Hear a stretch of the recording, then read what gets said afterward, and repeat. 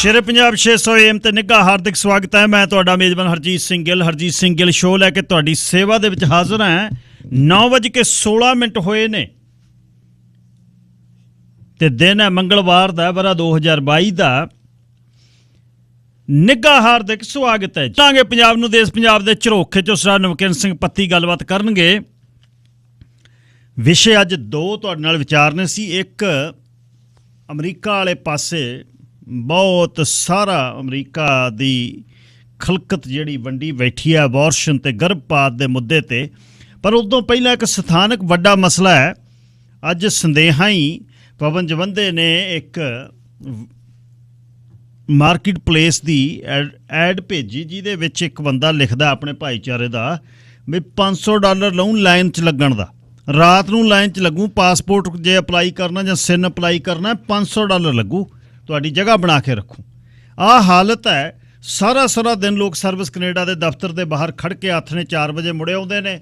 ਰਾਤਾਂ ਨੂੰ ਲਾਈਨ 'ਤੇ ਖੜ੍ਹਨ ਦਾ, ਤੁਹਾਡੀ ਨੰਬਰ ਤੁਹਾਡਾ ਲੈਣ ਦਾ $500। ਇੱਥੇ ਲੋਕਲ ਵੀਜ਼ਾ ਜਿਹੜਾ ਆਫਿਸ ਹੈ ਭਾਰਤ ਦਾ, ਉਹਦੇ ਖਿਲਾਫ ਬਾਹਰ ਆਪਾਂ ਜਦ ਲਾਈਨ 'ਤੇ ਖੜ੍ਹਦੇ ਹਾਂ ਤਾਂ ਰੌਲਾ ਪਾਉਂਦੇ ਹਾਂ। ਜਦੇ ਸਰਵਿਸ ਕੈਨੇਡਾ ਜਿਹੜੀ ਆਪਣੇ ਆਪ ਨੂੰ ਦੇਸ਼ ਇਹ ਕਹਿੰਦਾ ਕਿ ਅਸੀਂ ਸਭ ਤੋਂ ਟੌਪ 'ਤੇ ਹਾਂ, ਜਿਹੜਾ ਯੂਕਰੇਨ ਦੇ ਵਿੱਚ ਜਾ ਕੇ ਮਦਦ ਕਰਦਾ ਫਿਰਦਾ ਹੈ, ਦੁਨੀਆ ਭਰ ਦੇ ਰਿਫਿਊਜੀ ਚੱਕ ਕੇ ਲੈ ਕੇ ਆ ਰਿਹਾ, ਉਸ ਦੇ ਆਪਣੇ ਲੋਕਾਂ ਦੀਆਂ ਸੇਵਾਵਾਂ ਦੇ ਲਈ $500 ਲੱਗ ਰਿਹਾ ਹੈ ਕਿ ਲਾਈਨ 'ਚ ਲੱਗਣ ਦਾ $500। ਰਾਤ ਨੂੰ ਖੜੂੰਗਾ, ਮੀਂਹ ਹੋਵੇ, ਹਨੇਰਿਆ ਹੋਵੇ। ਆਪਣੇ ਬੰਦੇ ਦੀ ਇੱਕ ਦੀ ਐਡ ਹੈ ਪਾਈ ਹੋਈ ਮਾਰਕੀਟ ਪਲੇਸ 'ਤੇ। ਇਸ 'ਤੇ ਗੱਲ ਹੋਏਗੀ।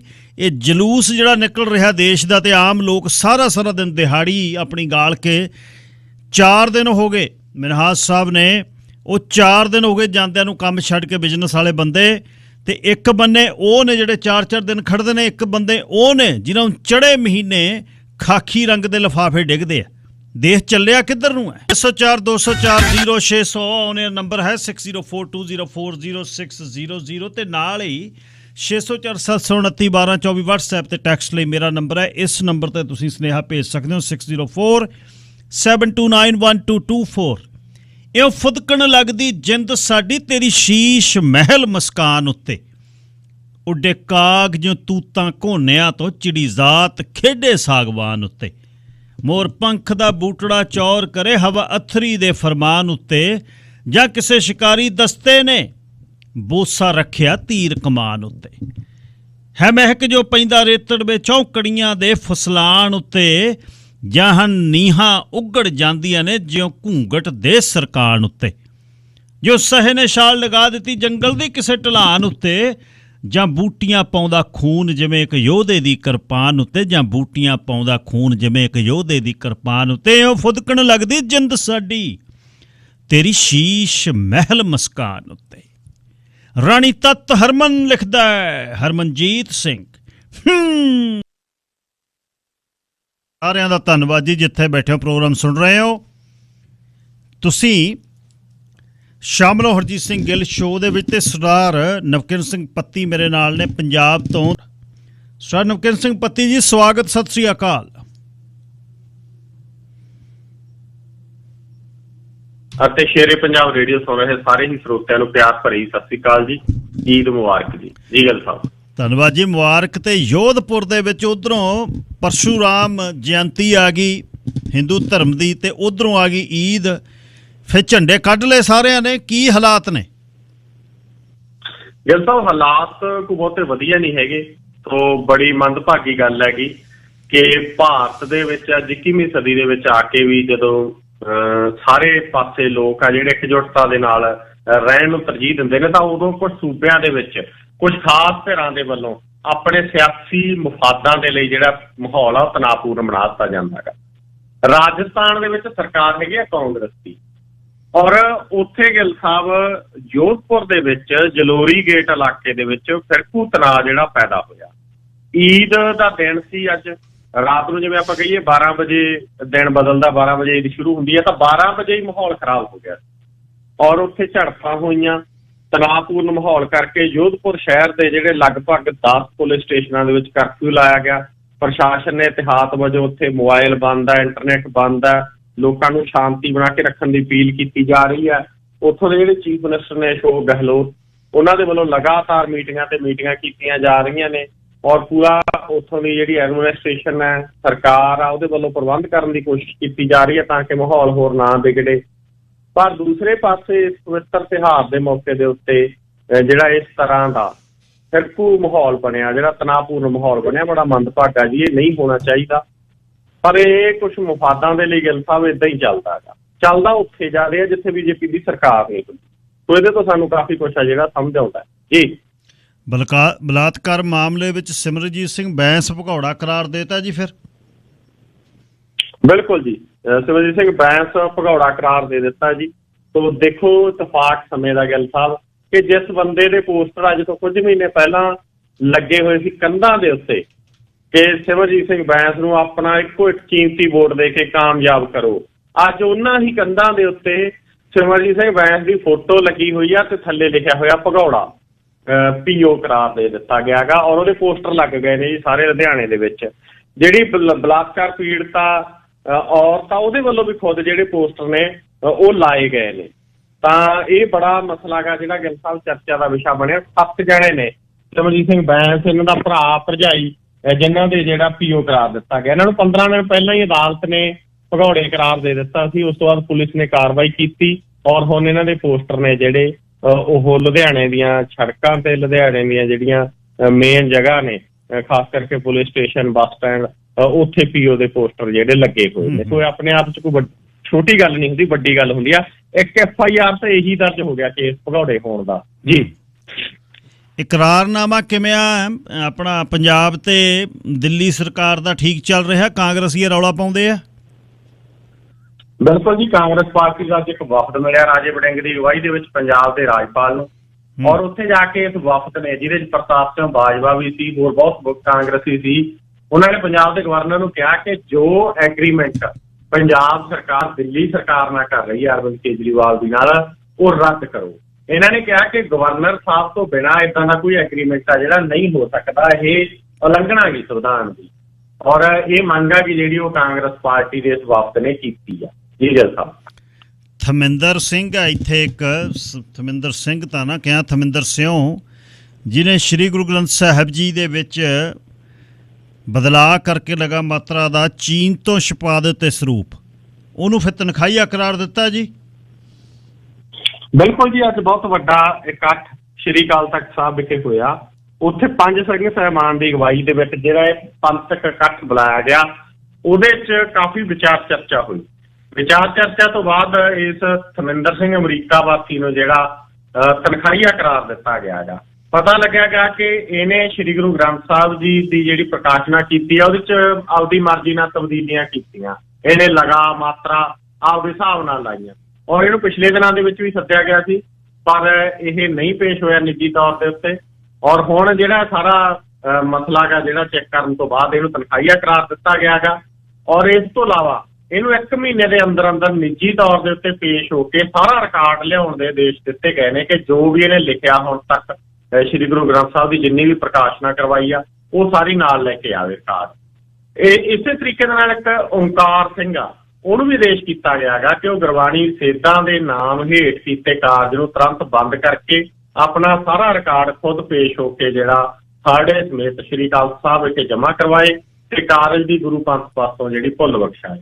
ਸੋ ਇਹ ਜਿਹੜਾ ਅੱਜ ਦੇ ਫੈਸਲੇ ਕੀਤੇ ਗਏ ਜੀ। ਗੱਲ ਸਾਹਿਬ ਕੁਮਾਰ ਵਿਸ਼ਵਾਸ ਨੂੰ ਫੜ ਲਿਆ ਜਾਂ ਫਿਰ ਲਾ ਦਿੱਤੀ ਗ੍ਰਿਫਤਾਰੀ ਤੇ ਰੋਕ? ਜੀ, ਕੁਮਾਰ ਵਿਸ਼ਵਾਸ ਹੋਰਾਂ ਨੇ ਹਾਈ ਕੋਰਟ ਦਾ ਬੂਹਾ ਜਾ ਖੜਕਾਇਆ ਸੀਗਾ ਜੀ ਔਰ ਹਾਈ ਕੋਰਟ ਦੇ ਵਿੱਚੋਂ ਕੁਮਾਰ ਵਿਸ਼ਵਾਸ ਹੋਰਾਂ ਦੀ ਗ੍ਰਿਫਤਾਰੀ ਦੇ ਉੱਤੇ ਰੋਕ ਲੱਗ ਗਈ ਆ। ਹੁਣ ਕੁਮਾਰ ਵਿਸ਼ਵਾਸ ਹੋਰਾਂ ਦੀ ਤਰ੍ਹਾਂ ਹੀ ਅਲਕਾ ਲਾਂਬਾ ਵੀ ਹਾਈ ਕੋਰਟ ਜਾ ਪਹੁੰਚੀ, ਕਿਉਂਕਿ ਜਦੋਂ ਦੋਨਾਂ ਨੇ ਹੀ ਪਿਛਲੀ ਇਲੈਕਸ਼ਨ ਦੇ ਸਮੇਂ ਅਰਵਿੰਦ ਕੇਜਰੀਵਾਲ ਖਿਲਾਫ ਵੱਖ-ਵੱਖ ਤਰ੍ਹਾਂ ਦੇ ਕਮੈਂਟ ਕੀਤੇ ਸੀ। ਔਰ ਗਿੱਲ ਸਾਹਿਬ ਇਤਫਾਕ ਦੇਖੋ ਕਿ ਦੋਨੇ ਹੀ ਆਮ ਆਦਮੀ ਪਾਰਟੀ ਦੇ ਫਾਊਂਡਰ ਨੇ, ਆਮ ਆਦਮੀ ਪਾਰਟੀ ਨੂੰ ਖੜਾ ਕਰਨ ਵਾਲੇ ਨੇ। ਅਲਕਾ ਲਾਂਬਾ ਤਾਂ MLA ਵੀ ਜਿੱਤੀ ਸੀ, ਕੁਮਾਰ ਵਿਸ਼ਵਾਸ ਤਾਂ ਮੁੱਢਲੇ ਜਿਨ੍ਹਾਂ ਨੇ ਆਮ ਆਦਮੀ ਪਾਰਟੀ ਦੀਆਂ ਜੜ੍ਹਾਂ ਲਾਈਆਂ, ਤੇ ਅੱਜ ਇਹ ਦੋਨੇ ਹੀ ਅਰਵਿੰਦ ਕੇਜਰੀਵਾਲ ਦੇ ਖਿਲਾਫ ਬੋਲ ਰਹੇ ਨੇ। ਔਰ ਇਲੈਕਸ਼ਨ 'ਚ ਬੋਲਣ ਕਰਕੇ ਪੰਜਾਬ ਪੁਲਿਸ ਵੱਲੋਂ FIR ਰੋਪੜ ਥਾਣੇ ਦਰਜ ਕੀਤੀ ਗਈ, ਰੇਡ ਕੀਤੀ ਗਈ ਇਹਨਾਂ ਦੇ ਘਰਾਂ ਦੇ ਵਿੱਚ ਔਰ ਇਹਨਾਂ ਨੂੰ ਰੋਪੜ ਪੇਸ਼ ਹੋਣ ਲਈ ਕਿਹਾ ਗਿਆ। ਅਲਕਾ ਲਾਂਬਾ ਤੇ ਇੱਕ ਲਾਮ ਲਸ਼ਕਰ ਲੈ ਕੇ ਕਾਂਗਰਸੀਆਂ ਦਾ ਜੀ ਰਾਜਾ ਵੜਿੰਗ, ਪ੍ਰਤਾਪ ਸਿੰਘ ਬਾਜਵਾ, ਸਿੱਧੂ ਵੀ ਹਾਜ਼ਰੀ ਲਵਾਇਆ ਸੀਗਾ ਤੇ ਉਵੇਂ ਕੀਤਾ ਉਹਨੇ। ਲੇਕਿਨ ਕੁਮਾਰ ਵਿਸ਼ਵਾਸ ਨੇ ਸਿੱਧਾ ਹਾਈ ਕੋਰਟ ਦਾ ਰੁਖ ਕੀਤਾ। ਹੁਣ ਕੁਮਾਰ ਵਿਸ਼ਵਾਸ ਨੂੰ ਹਾਈ ਕੋਰਟ ਤੋਂ ਤੇ ਮਿਲ ਗਈ, ਗ੍ਰਿਫਤਾਰੀ ਤੇ ਰੋਕ ਲੱਗ ਗਈ, ਤਾਂ ਅਲਕਾ ਲਾਂਬਾ ਨੇ ਵੀ ਹੁਣ ਹਾਈ ਕੋਰਟ ਦਾ ਰੁਖ ਕਰ ਲਿਆ ਔਰ ਅਲਕਾ ਲਾਂਬਾ ਨੇ ਵੀ ਜਿਹੜਾ ਹਾਈ ਕੋਰਟ ਤੋਂ ਗ੍ਰਿਫਤਾਰੀ ਦੇ ਉੱਤੇ ਰੋਕ ਲਾਉਣ ਦੀ ਮੰਗ ਕੀਤੀ ਆ। ਜੀ ਗਿੱਲ ਸਾਹਿਬ। ਅੱਛਾ ਜੀ, ਰਾਹੁਲ ਗਾਂਧੀ ਦੀ ਕੋਈ ਵੀਡੀਓ ਹੋਰ ਵਾਇਰਲ ਹੋ ਗਈ, ਕੀ ਕਿਤੇ ਕੀਤੀ ਆ? ਜੀ ਗਿੱਲ ਸਾਹਿਬ, ਰਾਹੁਲ ਗਾਂਧੀ ਦੀ ਅਸਲ ਦੇ ਵਿੱਚ ਵੀਡੀਓ ਇਹੀ ਵਾਇਰਲ ਹੋ ਰਹੀ ਹੈ ਕਿ ਉਹ ਇੱਕ ਪਾਰਟੀ ਦੇ ਵਿੱਚ ਆ ਔਰ ਉੱਥੇ ਖੜਾ ਗਾ, ਡੀਜੇ ਚੱਲ ਰਿਹਾ ਗਾ, ਲਾਈਟਿੰਗ ਜੀ ਚੱਲ ਰਹੀ ਆ। ਉਹਨੂੰ ਲੈ ਕੇ ਬੀਜੇਪੀ ਦੇ ਬਹੁਤ ਵੱਡੇ ਵੱਡੇ ਲੀਡਰਾਂ ਨੇ ਟਵਿੱਟਰ ਦੇ ਉੱਤੇ ਨੇਰੀ ਲਿਆਂਦੀ ਪਈ ਆ। ਗਿੱਲ ਸਾਹਿਬ, ਕੇਂਦਰੀ ਮੰਤਰੀ ਤੱਕ ਬੋਲ ਰਹੇ ਨੇ ਰਾਹੁਲ ਗਾਂਧੀ ਦੇ ਮਸਲੇ ਦੇ ਉੱਤੇ ਕਿ ਵੀਡੀਓ ਕੋਈ ਕਹਿੰਦਾ ਪੱਬ ਦੀ ਆ, ਕੋਈ ਕਹਿੰਦਾ ਕਲੱਬ ਦੀ ਆ। ਤਾਂ ਇਸ ਤਰ੍ਹਾਂ ਦੇ ਸਵਾਲ ਉੱਠ ਰਹੇ ਨੇ। ਕਈ ਲੋਕ ਸਵਾਲ ਇਹ ਠਾ ਰਹੇ ਨੇ ਕਿ ਰਾਜਸਥਾਨ ਦੇ ਵਿੱਚ ਤੁਹਾਡੀ ਸਰਕਾਰ ਆ, ਉਹ ਤੋਂ ਸਥਿਤੀ ਨਹੀਂ ਕੰਟਰੋਲ ਹੋ ਰਹੀ ਔਰ ਤੁਸੀਂ ਕੀ ਕਰ ਰਹੇ ਹੋ। ਕੁੱਲ ਮਿਲਾ ਕੇ ਦੇਖੋ, ਗੱਲ ਤਾਂ ਇਹੀ ਹੈਗੀ ਵੀ ਪ੍ਰਸ਼ਾਂਤ ਕਿਸ਼ੋਰ ਵੀ ਟੱਕਰਾਂ ਟੁੱਕਰਾਂ ਮਾਰ ਕੇ ਮੁੜਿਆ ਆ।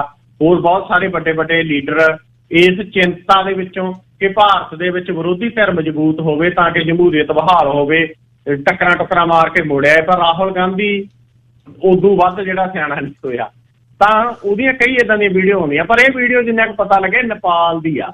ਨੇਪਾਲ ਦੇ ਵਿੱਚ ਇੱਕ ਵਿਆਹ ਸਮਾਗਮ ਸੀਗਾ, ਇਹਨਾਂ ਦੀ ਮਿੱਤਰ ਹੈ, ਕੋਈ ਪੱਤਰਕਾਰ ਸੀ, ਇਹਨਾਂ ਦੀ ਪੱਤਰਕਾਰ ਰਹੀ ਹੈ ਪਹਿਲਾਂ, ਉਹਦੀ ਮੈਰਿਜ ਸੀ, ਉੱਥੇ ਗਏ ਹੋਏ ਸੀ ਰਾਹੁਲ ਗਾਂਧੀ ਔਰ ਉੱਥੇ ਵਿਆਹ ਸਮਾਗਮ ਦੀ ਵੀਡੀਓ ਹੈ ਜਿਹੜੀ ਇਹ ਵਾਇਰਲ ਹੋ ਰਹੀ ਆ।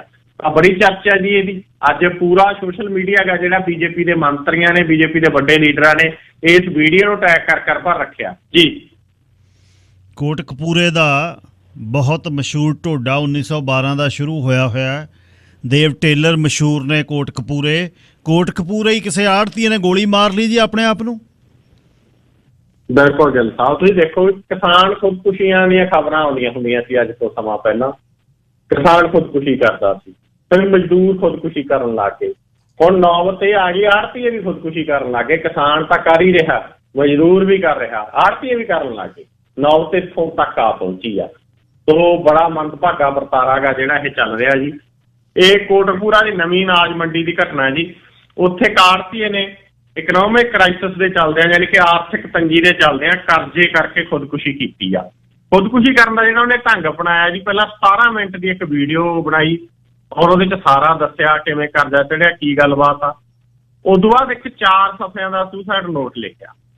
ਫਿਰ ਉਹਨੇ ਵੀਡੀਓ ਅਪਲੋਡ ਕੀਤੀ ਫੇਸਬੁੱਕ ਦੇ ਉੱਤੇ, ਸੁਸਾਈਡ ਨੋਟ ਰੱਖਿਆ ਔਰ ਉਹਦਾ ਕਹਿਣਾ ਇਹ ਹੈਗਾ ਕਿ ਉਹਨੂੰ ਬਰਬਾਦ ਕਰਨ ਦੇ ਵਿੱਚ ਉਹਦੇ ਚਾਚੇ ਦਾ ਤੇ ਚਾਚੇ ਦੇ ਮੁੰਡੇ ਦਾ ਵੱਡਾ ਯੋਗਦਾਨ ਆ। ਫਿਰ ਉਹਨੇ ਗਿੱਲ ਸਾਹਿਬ ਪਿਸਤੌਲ ਲੈ ਕੇ ਵੀਡੀਓ ਅਪਲੋਡ ਕਰਕੇ ਸੁਸਾਈਡ ਨੋਟ ਰੱਖ ਕੇ ਪਿਸਤੌਲ ਲੈ ਕੇ ਜਾ ਕੇ ਜਿਹੜੇ ਚਾਚੇ ਦੀ ਤੇ ਚਾਚੇ ਦੇ ਮੁੰਡੇ ਦੀ ਫਰਮ ਸੀ, ਆੜਤ ਦੀ ਦੁਕਾਨ ਸੀ, ਉਹਦੇ ਮੂਹਰੇ ਜਾ ਕੇ ਖੁਦਕੁਸ਼ੀ ਕੀਤੀ ਆ। ਤੋ ਇਹ ਬੜਾ ਮੰਦਭਾਗਾ ਵਰਤਾਰਾ ਜੀ। ਖੁਦਕੁਸ਼ੀਆਂ ਦਾ ਵਰਤਾਰਾ ਰੁਕਣਾ ਚਾਹੀਦਾ। ਤੋ ਏਦਾਂ ਦੀਆਂ ਗੱਲਾਂ ਵੀ ਸਾਹਮਣੇ ਆ ਰਹੀਆਂ ਨੇ ਜਿਹਦੇ 'ਚ ਚਾਚੇ ਤਾਏ ਦੇ ਵੱਲੋਂ ਏਦਾਂ ਧੋਖੇ ਵੀ ਸਾਹਮਣੇ ਆਉਂਦੇ ਨੇ, ਪਰ ਏਦਾਂ ਦੀਆਂ ਖਬਰਾਂ ਵੀ ਸਾਹਮਣੇ ਆਉਂਦੀਆਂ ਨੇ ਗਿੱਲ ਸਾਹਿਬ, ਜਿੱਥੇ ਬਹੁਤ ਸਾਰੇ ਲੋਕ ਆਪਣੇ ਲਈ ਬਹੁਤ ਕੁਝ ਕਰ ਵੀ ਰਹੇ ਜੀ। ਗੁਰੂ ਦੇ ਜੰਡਿਆਲੇ ਦੇ ਵਿੱਚ ਤੇਜ਼ ਧਾਰ ਹਥਿਆਰਾਂ ਨਾਲ ਹਮਲਾ ਹੋਇਆ ਜੀ ਕਿਸੇ ਨੌਜਵਾਨ ਤੇ। ਜੀ ਗਿੱਲ ਸਾਹਿਬ, ਇਹ ਵੀ ਬੜੀਆਂ ਘਟਨਾਵਾਂ ਵਾਪਰ ਰਹੀਆਂ ਆਪਣੇ ਪੰਜਾਬ ਦੇ ਵਿੱਚ। ਜੰਡਿਆਲਾ ਗੁਰੂ ਦੀ ਪਿੰਡ ਨੰਗਲ ਦਿਆਲ ਸਿੰਘ ਦੀ ਘਟਨਾ ਗੀ। ਉੱਥੇ ਅੱਜ ਇੱਕ ਨੌਜਵਾਨ ਦਾ ਹਥਿਆਰਾਂ ਨਾਲ ਕਤਲ ਹੋ ਗਿਆ। ਧਰਮਜੀਤ ਸਿੰਘ ਨਾਮ ਮੁੰਡੇ ਦਾ ਜਿਹਦਾ ਕਤਲ ਹੋਇਆ, ਨੌਜਵਾਨ ਮੁੰਡਾ ਗਾ।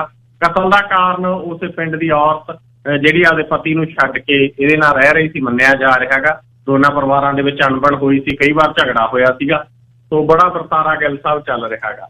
ਪੰਜਾਬ 'ਚ ਨਸ਼ਿਆਂ ਦਾ ਕਹਿਰ ਵੀ ਬੜਾ ਵਾਪਰ ਰਿਹਾ ਜੀ।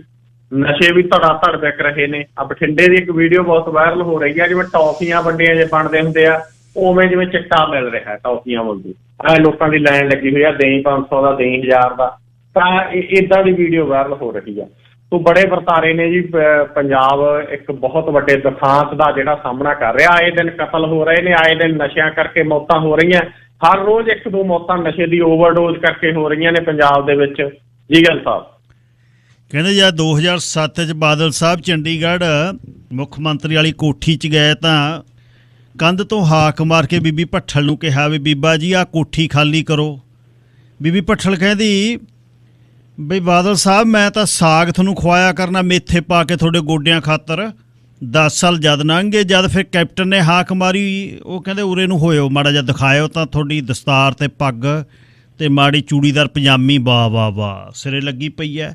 ਕੋਠੀ ਛੱਡੀ ਕਿ ਨਹੀਂ ਹਾਲੇ? ਅਜੇ ਤੱਕ ਨਹੀਂ ਛੱਡੀ ਗੱਲ ਸਾਹਿਬ ਕੋਠੀ, ਸਿਰੇ ਲਾਤੀ। ਵਾਕਈ ਤੁਹਾਡੀ ਗੱਲ ਵਾਕਈ ਮੈਂ ਸਹਿਮਤ ਹਾਂ ਵੀ ਜਦੋਂ ਇਹ ਹਾਰੀ ਹੋਈ ਸੀ ਬੀਬੀ ਪਿਛਲੀ ਵਾਰ ਵੀ, ਇਹਨੂੰ ਸੁਖਦੇਵ ਸਿੰਘ ਢੀਂਡਸੇ ਦੇ ਮੁੰਡੇ ਪਰਮਿੰਦਰ ਢੀਂਡਸੇ ਨੇ ਹਰਾਤਾ ਸੀ, ਔਰ ਬੀਬੀ ਰਜਿੰਦਰ ਕੌਰ ਭੱਠਲ ਨੇ ਫਿਰ ਵੀ ਕੋਠੀ ਨਹੀਂ ਛੱਡੀ। ਫਿਰ ਹੋਇਆ ਇਹ ਵੀ ਕੈਪਟਨ ਅਮਰਿੰਦਰ ਸਿੰਘ ਨੇ ਉਦੋਂ ਨੋਟਿਸ ਕਰਤਾ ਸੀ। ਫਿਰ ਤੁਹਾਡੇ ਵਾਲੀ ਗੱਲ ਹੈ, ਬੀਬੀ ਨੇ ਕਿਹਾ ਕਾਂਗਰਸ ਨੂੰ, ਹਾਈ ਕਮਾਂਡ ਨੂੰ ਮਾਰਿਆ ਮਿਹਣਾ ਵੀ ਮੈਂ ਤਾਂ ਸਾਬਕਾ ਚੀਫ ਮਿਨਿਸਟਰ ਰਹੀ ਹਾਂ, ਘੱਟੋ ਘੱਟ ਮੈਨੂੰ ਕੋਠੀ ਤੋਂ ਤਾਂ ਨਾ ਬੇਰਬੀ ਕਰੋ। ਫਿਰ ਗੱਲ ਸਾਹਿਬ ਇੱਕ ਨਾ ਜਿਵੇਂ ਚੋਰ ਮੋਰੀਆਂ ਹੁੰਦੀਆਂ ਨੇ, ਇੱਕ ਅਹੁਦਾ ਹੈਗਾ ਪੰਜਾਬ ਯੋਜਨਾ ਬੋਰਡ, ਉਹਦਾ ਉਪ ਚੇਅਰਮੈਨ 2 ਲਾਉਂਦੇ ਨੇ। ਉਹ ਉਪ ਚੇਅਰਮੈਨ ਬੀਬੀ ਰਜਿੰਦਰ ਕੌਰ ਭੱਠਲ ਨੂੰ ਲਾ ਕੇ ਕੈਬਨਿਟ ਮੰਤਰੀ ਦਾ ਰੈਂਕ ਦੇ ਕੇ ਕੋਠੀ ਬਰਕਰਾਰ ਰੱਖਤੀ 5 ਸਾਲ। ਤੁਸੀਂ ਦੇਖੋ ਵੀ ਕੈਬਨਿਟ ਮੰਤਰੀ ਦਾ ਰੈਂਕ ਇਸ ਕਰਕੇ ਦਿੱਤਾ ਵੀ ਕੋਠੀ ਬਰਕਰਾਰ ਰੱਖਣੀ ਆ 5 ਸਾਲ। ਔਰ ਬੀਬੀ ਰਜਿੰਦਰ ਕੌਰ ਭੱਠਲ ਉਸ ਯੋਜਨਾ ਬੋਰਡ ਦੀ ਉਪ ਚੇਅਰਮੈਨ ਹੋਣ ਦੇ ਨਾਤੇ 5 ਸਾਲ ਕਾਂਗਰਸ ਦੀ ਸਰਕਾਰ ਸਮੇਂ ਵੀ ਉਸ ਕੋਠੀ ਦਾ ਨਿੱਘ ਮਾਣਦੀ ਰਹੀ, ਜਿਹੜੀ ਕੋਠੀ ਦਾ ਨਿੱਘ ਪਹਿਲਾਂ ਅਕਾਲੀ ਸਰਕਾਰ ਸਮੇਂ ਮਾਣਿਆ। ਹੁਣ ਆਮ ਆਦਮੀ ਪਾਰਟੀ ਦੀ ਸਰਕਾਰ ਆ ਗਈ, ਇਹਨਾਂ ਨੇ ਉਹ ਯੋਜਨਾ ਬੋਰਡ ਭੰਗ ਕਰਤਾ। ਉਹਦੇ ਚ ਇੱਕ ਹੋਰ ਮੈਂ ਜਾਂਦਾ ਦੱਸਾਂ ਕਿ ਇੱਕ ਬੰਦਾ ਉਹ ਉਪ ਚੇਅਰਮੈਨ ਬਣਿਆ, ਅਕਾਲੀਆਂ ਦੀ ਸਰਕਾਰ ਸਮੇਂ ਵੀ ਕੈਬਨਿਟ ਦਾ ਰੈਂਕ ਉਹਦੇ ਕੋਲੇ ਉਪ ਚੇਅਰਮੈਨ ਬਣ ਕੇ, ਕਾਂਗਰਸ ਦੀ ਸਰਕਾਰ ਸਮੇਂ ਵੀ ਕੈਬਨਿਟ ਦਾ ਰੈਂਕ ਉਹ ਸ਼ਾਇਦ ਐਤਕੀ ਮਿਲ ਜੇ। ਉਹ ਹੈਗਾ ਟਰਾਈਡੈਂਟ ਦਾ ਮਾਲਕ ਰਜਿੰਦਰ ਗੁਪਤਾ, ਜਿਹੜੀ ਬਰਨਾਲੇ ਬਹੁਤ ਵੱਡੀ ਫੈਕਟਰੀ ਆ, ਏਸ਼ੀਆ ਦੀ ਵੱਡੀ ਫੈਕਟਰੀ ਆ। ਉਹ ਅਕਾਲੀਆਂ ਦਾ ਵੀ ਚਹੇਤਾ ਸੀ, ਕਾਂਗਰਸੀਆਂ ਦਾ ਚਹੇਤਾ ਸੀ। ਤੇ ਬੀਬੀ ਰਜਿੰਦਰ ਕੌਰ ਭੱਠਲ ਨੂੰ ਹੁਣ ਇਹਨਾਂ ਨੇ ਨੋਟਿਸ ਜਾਰੀ ਕੀਤਾ ਜੀ ਵੀ 15 ਦਿਨਾਂ 'ਚ ਬੀਬੀ ਜੀ ਕੋਠੀ ਖਾਲੀ ਕਰੋ। ਦੇਖਦੇ ਆ ਕੋਠੀ ਖਾਲੀ ਕਰਾ ਪਾਉਂਦੇ ਆ ਕਿ ਨਹੀਂ। ਹੁਣ ਤਾਂ ਅੱਜ ਭਗਵੰਤ ਮਾਨ ਨੇ ਆਪਦੇ ਸਤੌਜ ਪਿੰਡ ਦੇ ਵਿੱਚ ਇੱਕ ਰੈਲੀ ਕੀਤੀ ਆ, ਇਕੱਠ ਕੀਤਾ ਵੱਡਾ, ਲੋਕਾਂ ਨਾਲ ਮੀਟਿੰਗ ਕੀਤੀ ਆ। ਉੱਥੇ ਭਗਵੰਤ ਮਾਨ ਨੇ ਕਿਹਾ ਗਾ ਕਿ ਕੱਲੀਆਂ ਕੋਠੀਆਂ ਨਹੀਂ ਖਾਲੀ ਕਰਾਉਣੀਆਂ, ਕੋਠੀਆਂ ਤਾਂ ਖਾਲੀ ਕਰਾਵਾਂਗੇ। ਇਹ ਤਾਂ ਤੁਸੀਂ ਦੇਖੋ ਬਲਡੋਜ਼ਰ ਕਿੱਧਰ ਨੂੰ ਚੱਲਦੇ ਨੇ, ਸਾਡੇ ਕੋਲੇ ਸਾਰੀਆਂ ਲਿਸਟਾਂ ਨੇ, ਪਤਾ ਨਹੀਂ ਚੱਲਣੇ ਨੇ ਕਿ ਚਲਾਉਣੇ ਨੇ, ਇਹ ਤਾਂ ਨਹੀਂ ਅਜੇ ਪਤਾ। ਕਿਉਂਕਿ ਜਿਹੜੀ ਉਹ ਸਿਸਮ ਵਾਲੇ ਫਾਰਮ ਹਾਊਸ ਕੋਲੇ ਵੀ ਜ਼ਮੀਨ ਖਾਲੀ ਕਰਾਈ ਆ, ਉਹ ਵੀ ਮਤਲਬ ਮਸਲਾ ਅਦਾਲਤ ਦੇ ਵਿੱਚ ਜਾ ਰਿਹਾ ਹੈਗਾ। ਉਹ ਬੰਦਾ ਕਹਿੰਦਾ ਤਾਂ ਮੇਰੀ ਜ਼ਮੀਨ ਸੀਗੀ। ਕੀ ਗੱਲ ਤਾਂ ਬਸ ਕੋਈ ਨਾ, ਕਹਿਣ ਨਹੀਂ ਦੇਣਾ। ਜਿੱਦਣ ਭਤੀਜਾ ਕਹਿ ਕੇ ਸਿਰ ਚੋਪੜਿਆ 500 ਦਾ ਨੋਟ ਦਿੱਤਾ ਨਾ, ਭਗਵੰਤ ਮਾਨ ਨੇ ਵੀ ਟਿਕ ਜਾਣਾ। ਬੀਬੀ ਦਾ ਕੱਦ ਬਹੁਤ ਵੱਡਾ ਭੱਠਲ ਦਾ। ਨਰਿੰਦਰ ਮੋਦੀ ਹੋਣੀ ਵਿਦੇਸ਼ ਦੌਰੇ ਤੇ ਨੇ ਜੀ? ਜੀ ਗੱਲ ਸਾਹਿਬ, ਨਰਿੰਦਰ ਮੋਦੀ ਹੋਣੀ ਵਿਦੇਸ਼ ਦੌਰੇ ਦੇ ਉੱਤੇ ਨੇ ਜੀ। ਉਹ ਤਾਂ ਮਸੀਂ ਆਹ ਕਰੋਨਾ ਵਾਲੇ ਸਮੇਂ ਦੇ ਵਿੱਚ ਮੈਨੂੰ ਲੱਗਦਾ ਔਖ ਜੀ ਮਹਿਸੂਸ ਕਰਦੇ ਹੋਣਗੇ, ਨਹੀਂ ਤਾਂ ਜਹਾਜ਼ ਲੈ ਕੇ ਉਹਨਾਂ ਨੇ ਵਿਦੇਸ਼ ਦੌਰੇ ਤੇ ਜਾ ਹੀ ਬਣਨਾ ਸੀਗਾ। ਸੋ ਕੱਲ ਵੀ ਨਰਿੰਦਰ ਮੋਦੀ ਨੇ ਜਿਹੜੇ ਉਹ ਬਰਲਿਨ ਦੇ ਵਿੱਚ ਸੀ, ਕੱਲ ਵੀ ਉਹਨਾਂ ਨੇ ਜਰਮਨ ਚਾਂਸਲਰ ਦੇ ਨਾਲ ਜਿਹੜਾ ਕਈ ਸਮਝੌਤਿਆਂ ਦੇ ਉੱਤੇ ਦਸਤਖਤ ਕੀਤੇ ਨੇ, ਤੇ ਅੱਜ ਵੀ ਨਰਿੰਦਰ ਮੋਦੀ ਹੋਰੀ ਨੇ ਜਿਹੜੇ ਉਹ ਵਿਦੇਸ਼ ਦੌਰੇ ਦੇ ਉੱਤੇ ਨੇ। ਸੋ ਪ੍ਰਧਾਨ ਜੀ ਹੋਰੀ ਤਾਂ ਵਿਦੇਸ਼ ਦੌਰੇ ਦੇ ਉੱਤੇ ਹੀ ਆਉਣ ਵਾਲੇ ਦਿਨਾਂ ਦੇ ਵਿੱਚ ਕਈ ਦਿਨ ਜਿਹੜਾ ਉਹ ਰਹਿਣਗੇ। ਡੈਨਮਾਰਕ ਦੇ ਵਿੱਚ ਉਹਨਾਂ ਨੇ ਅੱਜ ਭਾਰਤੀ ਮੂਲ ਦੇ ਲੋਕਾਂ ਨਾਲ ਇੱਕ ਵੱਡੀ ਮੀਟਿੰਗ ਕੀਤੀ ਹੈ, ਔਰ ਡੈਨਮਾਰਕ ਦੇ ਵਿੱਚ ਉਹਨਾਂ ਨੇ ਭਾਰਤ ਵਾਸੀਆਂ ਦੀ ਭਾਸ਼ਾ ਤੇ ਹੋਰ ਵੱਖ-ਵੱਖ ਚੀਜ਼ਾਂ ਦੀ ਗੱਲਬਾਤ ਆ ਜਿਹੜੀ ਉਹ ਕੀਤੀ ਆ। ਜੀ ਗੱਲ ਸਾਹਿਬ, ਚੰਗਾ ਜੀ। ਫਿਰ ਕੱਲ ਨੂੰ 9:15 ਵਜੇ ਹੋਏਗੀ ਮੁਲਾਕਾਤੀ। ਚੜ੍ਹਦੀ ਕਲਾ 'ਚ ਰਹਿਣਾ। ਧੰਨਵਾਦ। ਸ਼ੁਕਰੀਆ ਜੀ ਤੁਹਾਡਾ ਤੇ ਸਾਰੇ ਸਰੋਤਿਆਂ ਦਾ ਵੀ ਧੰਨਵਾਦ ਜੀ। ਅੱਜ ਖਾਸ ਗੱਲਬਾਤ ਚੱਲਣੀ ਹੈ। ਗਗਨ ਚਾਹਲ ਹੋਣੀ ਜਿਹੜੇ ਡੈਂਟਿਸਟ ਨੇ, ਬੇਸਿਕਲੀ ਉਹ ਡਾਕਟਰ ਸੀ ਦੰਦਾਂ ਦੇ, ਪੰਜਾਬ ਦੇ ਵਿੱਚ ਇੱਥੇ ਆ ਕੇ ਡੈਂਟਿਸਟ ਬਣੇ ਨੇ। ਦੰਦ ਜਿਹੜੇ ਸਾਫ਼ ਕਿਵੇਂ ਰੱਖਣੇ ਆ, ਦੰਦ ਵਧੀਆ ਕਿਵੇਂ ਨੇ, ਦੰਦ ਤੁਹਾਡੀ ਖੂਬਸੂਰਤੀ ਦਾ ਇੱਕ ਹਿੱਸਾ ਕਿਵੇਂ ਨੇ, ਡੈਂਟਲ ਹਾਈਜੀਨਿਸਟ ਕੀ ਆ, ਸਫਾਈ ਕਿਵੇਂ ਰੱਖਣੀ ਹੈ, ਇਹ ਬਹੁਤ ਵੱਡਾ ਇੱਕ ਵਿਸ਼ਾ ਹੈ। ਪਰ ਅੱਜ ਤੁਹਾਡੇ ਨਾਲ ਮੈਂ ਡੈਂਚਰਸ 'ਤੇ ਗੱਲ ਕਰਨੀ, ਜਿਹੜੀ ਦੰਦਬੀੜ ਕਹਿੰਦੇ ਸੀ ਪੰਜਾਬ ਦੇ ਵਿੱਚ ਪਹਿਲੇ ਸਮਿਆਂ ਦੇ ਵਿੱਚ। ਮਾਪਿਆਂ ਦੇ ਦੰਦਬੀੜ ਇਹ ਲੱਗਦੀ, ਉਹ ਕੱਢ ਕੇ ਸਾਫ਼ ਕਰ ਲੈਂਦੇ। ਫਿਰ ਹੋਰ ਸਾਇੰਸ ਆ ਗਈ, ਬ੍ਰਿਜਸ ਲੱਗਣ ਲੱਗ ਗਏ, ਫਿਕਸ ਲੱਗਣ ਲੱਗ ਗਏ, ਰੂਟ ਕਨਾਲਸ ਤੇ ਲੋਹਾ ਫਿੱਟ ਕਰਕੇ ਮੂੰਹ ਦੇ ਵਿੱਚ, ਜਿਵੇਂ ਆਪਾਂ ਪੰਜਾਬੀ 'ਚ ਕਹੀਏ ਕਾਬਲਾ ਫਿੱਟ ਕਰ ਦਿੰਦੇ ਨੇ, ਉੱਪਰ ਦੰਦ ਫਿੱਟ ਕਰ ਦਿੰਦੇ। ਰੂਟ ਕਨਾਲਸ ਹੋ ਜਾਂਦੀਆਂ ਨੇ, ਬੜਾ ਅਲੱਗ-ਅਲੱਗ ਕਿਸਮ ਦਾ ਇਹਦੇ ਵਿੱਚ ਅੱਗੇ ਹੋ ਗਿਆ। ਪਰ ਗਗਨ ਚਾਹਲ ਉਹਨਾਂ ਨਾਲ ਅੱਜ ਗੱਲਬਾਤ ਕਰਦੇ ਹਾਂ ਕਿ ਇੱਕ ਡੈਂਚਰਿਸਟ ਕੀ ਕਰਦਾ ਹੈ, ਡੈਂਚਰ ਕਿੱਥੇ ਲੱਗਦੇ ਨੇ, ਕੌਣ ਡੈਂਚਰ ਲਵਾ ਸਕਦਾ ਹੈ, ਅਤੇ ਇੱਥੇ ਇਸ ਦੀ ਪ੍ਰੈਕਟਿਸ ਜਿਹੜੀ ਹੈ ਉਹ ਉਹਨਾਂ ਦਾ ਕਲੀਨਿਕ ਆ ਨਿਊਟਨ ਦੇ ਵਿੱਚ, ਈਵਨ ਮੋਬਾਈਲ ਹੋਮ ਸਰਵਿਸ ਵੀ ਕਰਦੇ ਆ। ਉਹਨਾਂ ਨਾਲ ਗੱਲਬਾਤ ਕਰਦੇ ਹਾਂ। ਗਗਨ ਜੀ ਸਵਾਗਤ ਤੁਹਾਡਾ, ਸਤਿ ਸ਼੍ਰੀ ਅਕਾਲ। ਸਤਿ ਸ਼੍ਰੀ ਅਕਾਲ sir, thank you so much. ਹਾਂਜੀ, ਮੇਰਾ ਨਾਮ ਗਗਨ ਚਾਹਲ ਆ, ਮੈਂ ਕੀਪ ਸਮਾਈਲਿੰਗ ਡੈਂਚਰ ਕਲੀਨਿਕ ਦੀ ਓਨਰ ਆ ਜੀ। ਅਤੇ ਅਸੀਂ ਉੱਥੇ ਕੀ ਸਰਵਿਸਿਜ਼ ਕਰਦੇ ਹਾਂ ਮੈਂ ਇਹਦੇ ਬਾਰੇ ਦੱਸਣਾ ਚਾਹੁੰਦੀ ਹਾਂ। Complete denture, partial dentures, immediate dentures, over dentures and reline repair, ਹੋਰ ਜਿੰਨੀਆਂ ਵੀ ਡੈਂਚਰ ਦੇ ਰਿਲੇਟਡ ਸਰਵਿਸਿਜ਼ ਹੁੰਦੀਆਂ। ਡੈਂਚਰ ਕੀ ਹੁੰਦਾ ਹੈਗਾ, ਜੋ ਵੀ ਪੇਸ਼ੈਂਟ ਮਤਲਬ ਬੇਸਿਕਲੀ ਡੈਂਚਰ ਤੇ ਡੈਂਚਰਿਸਟ ਕੀ ਹੁੰਦਾ, ਇਹ ਦੋ ਚੀਜ਼ਾਂ ਸਮਝਣ ਦੀ ਬਹੁਤ ਜ਼ਰੂਰਤ ਹੈਗੀ ਆ ਜੀ। ਡੈਂਚਰ ਹੁੰਦਾ ਜੋ ਪੇਸ਼ੈਂਟ ਆਪਦੇ ਮੂੰਹ ਚੋਂ ਸਵੇਰੇ ਦੰਦ ਪਾ ਲੇ ਤੇ ਰਾਤ ਨੂੰ ਕੱਢ ਦੇਵੇ, ਉਹ ਡੈਂਚਰਸ ਹੁੰਦੇ ਆ। ਬੀਡ ਹੁੰਦਾ ਬੇਸਿਕਲੀ ਆਰਟੀਫੀਸ਼ੀਅਲ ਦੰਦਾਂ ਦਾ ਬਣਿਆ ਹੋਇਆ। ਤੇ ਡੈਂਚਰਿਸਟ ਕੀ ਹੁੰਦਾ ਹੈਗਾ, ਉਹਦਾ ਆਪਦਾ ਲੈਬ ਤੇ ਕਲੀਨਿਕ ਹੁੰਦੀ ਆ। ਉਹ ਸ਼ੁਰੂ ਤੋਂ ਲੈ ਕੇ ਐਂਡ ਤੱਕ ਤੁਹਾਡੀਆਂ 5 ਅਪਾਇੰਟਮੈਂਟਸ ਲੱਗਦੀਆਂ ਇੱਕ ਡੈਂਚਰ ਬਣਾਉਣ ਲਈ। ਉਹ ਸਾਰਾ ਕੰਮ ਜਿਹੜਾ ਕਰਨਾ ਹੁੰਦਾ ਉਹ ਡੈਂਚਰਿਸਟ ਨੇ ਕਰਨਾ ਹੁੰਦਾ। ਸੋ ਨਾਪ ਪੂਰਾ ਲੈ ਕੇ ਪੂਰਾ ਸੈੱਟ ਕਰਕੇ ਫਿਰ ਉਹਨੂੰ ਆਪ ਬਣਾਉਂਦੇ ਤੁਸੀਂ? ਹਾਂਜੀ। ਉਹ ਮਟੀਰੀਅਲ ਕਾਹਦਾ ਜੀ, ਕਾਹਦਾ ਬਣਦਾ? ਉਹ ਬੇਸਿਕਲੀ ਸਾਰਾ ਕੁਝ ਰੇਜ਼ਨਸ ਹੁੰਦਾ ਹੈਗਾ। ਗਲਾਸ ਤੇ ਪਲਾਸਟਿਕ ਤੋਂ ਹੀ ਬੈਟਰ ਮੋਡੀਫਾਈ ਫਾਰਮਸ ਹੁੰਦੀਆਂ ਹੈਗੀਆਂ ਹਰੇਕ ਚੀਜ਼ ਦੀਆਂ। ਬੜਾ ਫਾਈਨ ਡਿਫਰੈਂਸ ਆ ਦੰਦਾਂ ਦੇ ਡਾਕਟਰ ਦਾ ਤੇ ਦੰਦ ਬੀੜ ਬਣਾਉਣ ਵਾਲੇ ਦਾ, ਡੈਂਚਰਸ ਤੇ ਡੈਂਟਿਸਟ ਦਾ ਜਿਹੜਾ ਉਹ ਕੀ ਫਰਕ ਕੀ ਹੈ? ਹਾਂਜੀ ਸਰ, ਇਹ ਜਾਣਨਾ ਬਹੁਤ ਜ਼ਰੂਰੀ ਆ। ਮੈਨੂੰ ਬਹੁਤ ਕਾਲਸ ਆਉਂਦੀਆਂ ਜਿਹੜੀਆਂ ਕਿ ਡੈਂਟਿਸਟ ਨੂੰ ਕਰਨੀਆਂ ਹੁੰਦੀਆਂ ਤੇ ਕੀਤੀਆਂ ਮੈਨੂੰ ਜਾ ਰਹੀਆਂ ਹੁੰਦੀਆਂ ਹੈਗੀਆਂ। ਸੋ ਜਿਹੜਾ ਡੈਂਟਿਸਟ ਹੁੰਦਾ ਹੈਗਾ ਉਹ ਤੁਹਾਡੇ ਦੰਦਾਂ ਦੇ ਰਿਲੇਟਡ ਕੋਈ ਵੀ ਪ੍ਰੋਬਲਮ ਹੋਵੇ ਉਹ ਸਾਰਾ ਕੁਝ ਦੇਖ ਸਕਦੇ ਆ। ਸੋ ਉਹ ਡੈਂਟਿਸਟ ਆ ਜਿਨ੍ਹਾਂ ਨੇ ਤੁਹਾਡੇ ਨੈਚੁਰਲ ਦੰਦ ਦੇਖਣੇ ਹੈਗੇ ਆ, ਤੁਹਾਡੇ ਆਪਦੇ ਦੰਦਾਂ ਨੂੰ ਕੋਈ ਵੀ ਪ੍ਰੋਬਲਮ ਆ, ਠੰਡਾ ਤੱਤਾ ਲੱਗਦਾ, ਪੇਨ ਆ ਜਾਂ ਕੁਝ ਹੋਰ ਆ, ਉਹ ਸਾਰਾ ਡੈਂਟਿਸਟ ਨੇ ਦੇਖਣਾ। ਸੋ ਜਿਹੜਾ ਡੈਂਚਰਿਸਟ ਆ, ਜਦੋਂ ਤੁਹਾਡੇ ਦੰਦ ਨਿਕਲ ਗਏ, ਚਾਹੇ ਇੱਕ ਨਿਕਲ ਗਿਆ ਚਾਹੇ ਇੱਕ ਤੋਂ ਜ਼ਿਆਦਾ ਦੰਦ ਨਿਕਲ ਗਏ, ਜਦੋਂ ਤੁਸੀਂ ਉਹਨਾਂ ਨੂੰ ਲਵਾਉਣਾ ਚਾਹੁੰਦੇ ਹੋ ਤੇ ਲਵਾਉਣੇ ਵੀ ਉਹ ਚਾਹੁੰਦੇ ਹੋ ਜਿਹੜੇ ਕਿ ਤੁਸੀਂ ਲਾ ਪਾ ਸਕੋ, ਫਿਕਸਡ ਨਾ ਹੋਣ, ਉਹ ਡੈਂਚਰਿਸਟ ਲਾਉਂਦਾ ਹੈ। ਸੋ ਇਹ ਪ੍ਰੈਕਟਿਸ ਜਿਹੜੀ ਉਹ ਦੰਦ ਲਾ ਦਿੰਦੇ ਆ, ਇੱਕ ਡੈਂਚਰਿਸਟ ਦੀ ਜਗ੍ਹਾ ਡੈਂਟਿਸਟ ਲਾਉਂਦਾ ਤੁਹਾਡੇ, ਉਹ ਫਿੱਟ ਕਰਕੇ ਸਟੀਲ ਦਾ ਇੱਕ ਕੰਪੋਨੈਂਟ ਛੋਟਾ ਜਿਹਾ ਉਹਦੇ ਉੱਪਰ ਦੰਦ ਫਿੱਟ ਕਰ ਦਿੰਦੇ। ਬਣਾਇਆ ਤਾਂ ਉਹ ਵੀ ਆਰਟੀਫੀਸ਼ੀਅਲ ਦੰਦ ਹੁੰਦਾ, ਪਰ ਤੁਸੀਂ ਉਸ ਨੂੰ ਰਿਮੂਵੇਬਲ ਇੱਕ ਦੰਦ ਵੀ ਉਹ ਵੀ ਡੈਂਚਰ ਬਣਦਾ ਜੀ? ਹਾਂਜੀ, ਉਹ ਪਾਰਸ਼ਲਸ ਕਹਿ ਦਿੰਦੇ ਆ ਸਰ ਆਪਾਂ, ਚਾਹੇ ਇੱਕ ਦੰਦ ਆ ਚਾਹੇ ਇੱਕ ਤੋਂ ਜ਼ਿਆਦਾ ਦੰਦ ਹੈਗੇ ਆ। ਜੇ ਇੱਕ ਦੰਦ ਆ ਉਹਨੂੰ ਵੀ ਆਪਾਂ ਪਾਰਸ਼ਲੀ ਕਵਾਂਗੇ ਕਿ ਅੱਧਾ ਹੈ, ਜੇ ਜ਼ਿਆਦਾ ਹੈ ਤਾਂ ਉਹ ਵੀ ਪਾਰਸ਼ਲੀ ਮੰਨਿਆ ਜਾਂਦਾ ਹੈਗਾ। ਪਰ ਜੇ ਕੰਪਲੀਟਲੀ ਮਿਸਿੰਗ ਆ, ਸਾਰੇ ਦੰਦ ਹੈ ਨਹੀਂਗੇ, ਜਿਵੇਂ ਆਪਣੇ ਮੋਸਟਲੀ ਬਜ਼ੁਰਗਾਂ ਦੇ ਹੁੰਦੇ ਆ ਵੀ ਦੰਦ ਕੋਈ ਵੀ ਨਹੀਂ ਹੈ ਮੂੰਹ 'ਚ, ਫਿਰ ਆਪਾਂ ਕੰਪਲੀਟ ਡੈਂਚਰ ਕਹਿੰਦੇ ਹੈਗੇ। ਸੋ ਉੱਪਰ ਥੱਲੇ ਦਾ ਵੀ ਫਰਕ ਆ ਜਾਂ ਪੂਰੇ ਜਿਵੇਂ ਤੁਸੀਂ ਕਹਿੰਦੇ ਇੱਕ ਵੀ ਲੱਗ ਸਕਦਾ, ਦੋ ਵੀ? ਕਈ ਆ ਬਜ਼ੁਰਗਾਂ ਦੇ ਥੱਲੜੇ ਦੰਦ ਲੰਘ ਗਏ, ਨਿਕਲ ਗਏ, ਉਹਨਾਂ ਦੇ ਇਕੱਲਾ ਥੱਲੇ ਪੂਰਾ ਲੱਗ ਜਾਂਦਾ? ਹਾਂਜੀ ਹਾਂਜੀ ਹਾਂਜੀ, ਕਿਤੋਂ ਵੀ ਦੰਦ ਨਿਕਲਿਆ ਹੋਵੇ, ਉੱਪਰੋਂ ਨਿਕਲਿਆ ਹੋਵੇ, ਨੀਚੋਂ ਨਿਕਲਿਆ ਹੋਵੇ, ਸਾਰੇ ਨਿਕਲੇ ਹੋਣ, ਚਾਹੇ ਜਿਵੇਂ ਮਰਜ਼ੀ ਹੋਵੇ। ਮੋਸਟ ਆਫ ਦਾ ਟਾਈਮ ਇਦਾਂ ਦੇ ਕੇਸਿਸ ਹੁੰਦੇ ਆ ਜਿਹੜੇ ਬਾਰੇ ਤੁਸੀਂ ਗੱਲ ਕਰ ਰਹੇ ਹੋ ਕਿ ਉਹਨਾਂ ਦੇ ਇੱਕ ਥੱਲੇ ਵਾਲੇ ਸਾਰੇ ਦੰਦ ਨਿਕਲੇ ਹੋਏ ਜਾਂ ਉੱਪਰਲੇ ਸਾਰੇ ਦੰਦ ਨਿਕਲੇ ਹੋਏ, ਤਾਂ ਆਪੋਜ਼ਿੰਗ ਜਿਹੜੀ ਨੈਚੁਰਲ ਡੈਂਟੀਸ਼ਨ ਅਸੀਂ ਕਹਿ ਦਿੰਦੇ ਹਾਂ ਕਿ ਆਪਦੇ ਦੰਦ ਆ, ਡੈਂਚਰ ਉੱਪਰ ਲੱਗੇਗਾ, ਨੀਚੇ ਉਹਨਾਂ ਦੇ ਆਪਦੇ ਦੰਦ ਆ, ਜਾਂ ਨੀਚੇ ਆਪਦੇ ਜਾਂ ਨੀਚੇ ਡੈਂਚਰ ਆ ਜਾਂ ਉੱਪਰ ਆਪਦੇ ਆ, ਇਹ ਵੀ ਹੁੰਦਾ ਹੈਗਾ। ਮੇਰੇ ਕੋਲ ਕੱਲ ਹੀ ਐਕਚੁਅਲੀ ਕੇਸ ਆਇਆ ਇਹਦੇ ਰਿਲੇਟਡ, ਮੈਂ ਤੁਹਾਨੂੰ ਦੱਸ ਸਕਦੀ ਹਾਂ ਥੋੜਾ ਜਿਹਾ ਆਈਡੀਆ। ਦੱਸੋ।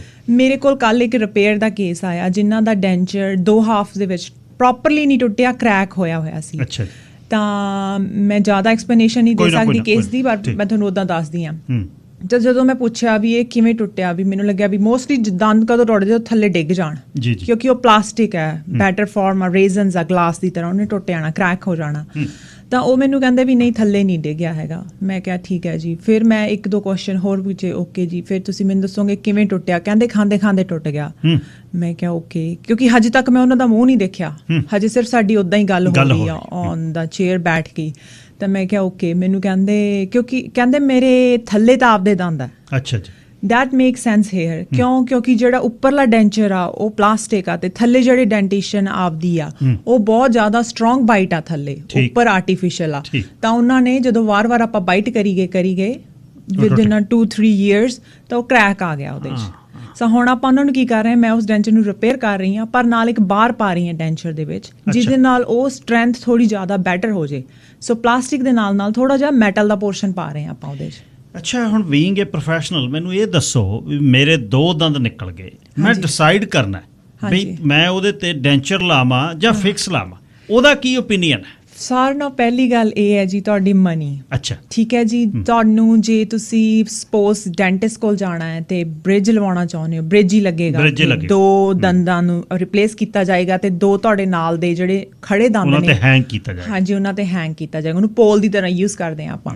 ਸੋ ਪਹਿਲਾਂ ਉਹਨਾਂ ਦੀ RCTs ਹੋਣਗੀਆਂ ਨੈਚੁਰਲ ਦੰਦਾਂ ਦੀਆਂ, ਫਿਰ ਉਹਨਾਂ ਦੇ ਉੱਤੇ ਕਰਾਊਨ ਲੱਗੇਗਾ ਤੇ ਫਿਰ ਉਹ 2 ਜਿਹੜੇ ਮਿਸਿੰਗ ਕਰਾਊਨ ਉਹ ਲੱਗਣਗੇ। ਸੋ ਇਟਸ ਲਾਈਕ 4 ਦੰਦਾਂ ਦਾ ਕਰਾਊਨ ਲੱਗੂਗਾ ਜਿਹਨੂੰ ਆਪਾਂ ਬ੍ਰਿਜ ਬੋਲਦੇ ਹੈਗੇ ਆ। ਸੋ ਇਹਦੀ ਕਾਸਟ ਮੈਨੂੰ ਨਹੀਂ ਪਤਾ, ਪਰ ਮੈਨੂੰ ਇੰਨਾ ਪਤਾ ਕਿ ਡੈਫੀਨੇਟਲੀ ਮੇਰੇ ਡੈਂਚਰ ਨਾਲ ਐਕਸਪੈਂਸਿਵ ਹੋਏਗੀ। ਮੈਂ ਤੁਹਾਨੂੰ ਦੱਸਦਾ ਨਿੱਜੀ ਤੋਂ, ਮੇਰੇ ਪਿਤਾ ਜੀ ਦੇ 3 ਸੀ, ਉਹਨਾਂ ਦਾ ਬ੍ਰਿਜ ਟੁੱਟ ਗਿਆ। ਇੱਥੇ ਦਾ ਡੈਂਟਿਸਟ ਡਾਕਟਰ ਕਹਿੰਦਾ ਬਈ ਇਹਨਾਂ ਦਾ ਡੈਂਚਰ ਬਣਾ ਦਿੰਦੇ ਆ। 3 ਸੀ ਦੰਦ, ਮੇਰੇ ਖਿਆਲ $750 ਲਿਆ ਜੀ ਉਹਨਾਂ ਨੇ 3 ਦਾ। ਹਾਂਜੀ ਮਤਲਬ ਉਹ ਉਹਨਾਂ ਤੇ ਫਿੱਟ ਨਾ ਆਇਆ ਫਿਰ, ਕਿਉਂਕਿ ਬੜਾ ਔਖਾ ਲੱਗਿਆ ਉਹਨਾਂ ਨੂੰ ਹਲਕਤ ਸੀ, ਉਹ ਕਹਿੰਦਾ ਯਾਰ ਮੇਰੇ ਫਿੱਟ ਨਹੀਂ ਆਉਂਦਾ। ਹਾਂਜੀ ਤੇ ਫਿਰ ਜਿਵੇਂ ਇੱਕ ਤਾਂ ਮਨੀ ਪਾਈਜ਼ ਹੋ ਗਿਆ ਕਿ ਡੈਂਚਰਸ ਥੋੜੇ ਸਸਤੇ ਨੇ ਐਸ ਕੰਪੇਅਰ ਟੂ ਆਪਾਂ ਉਸ ਵਰਕ ਦੇ।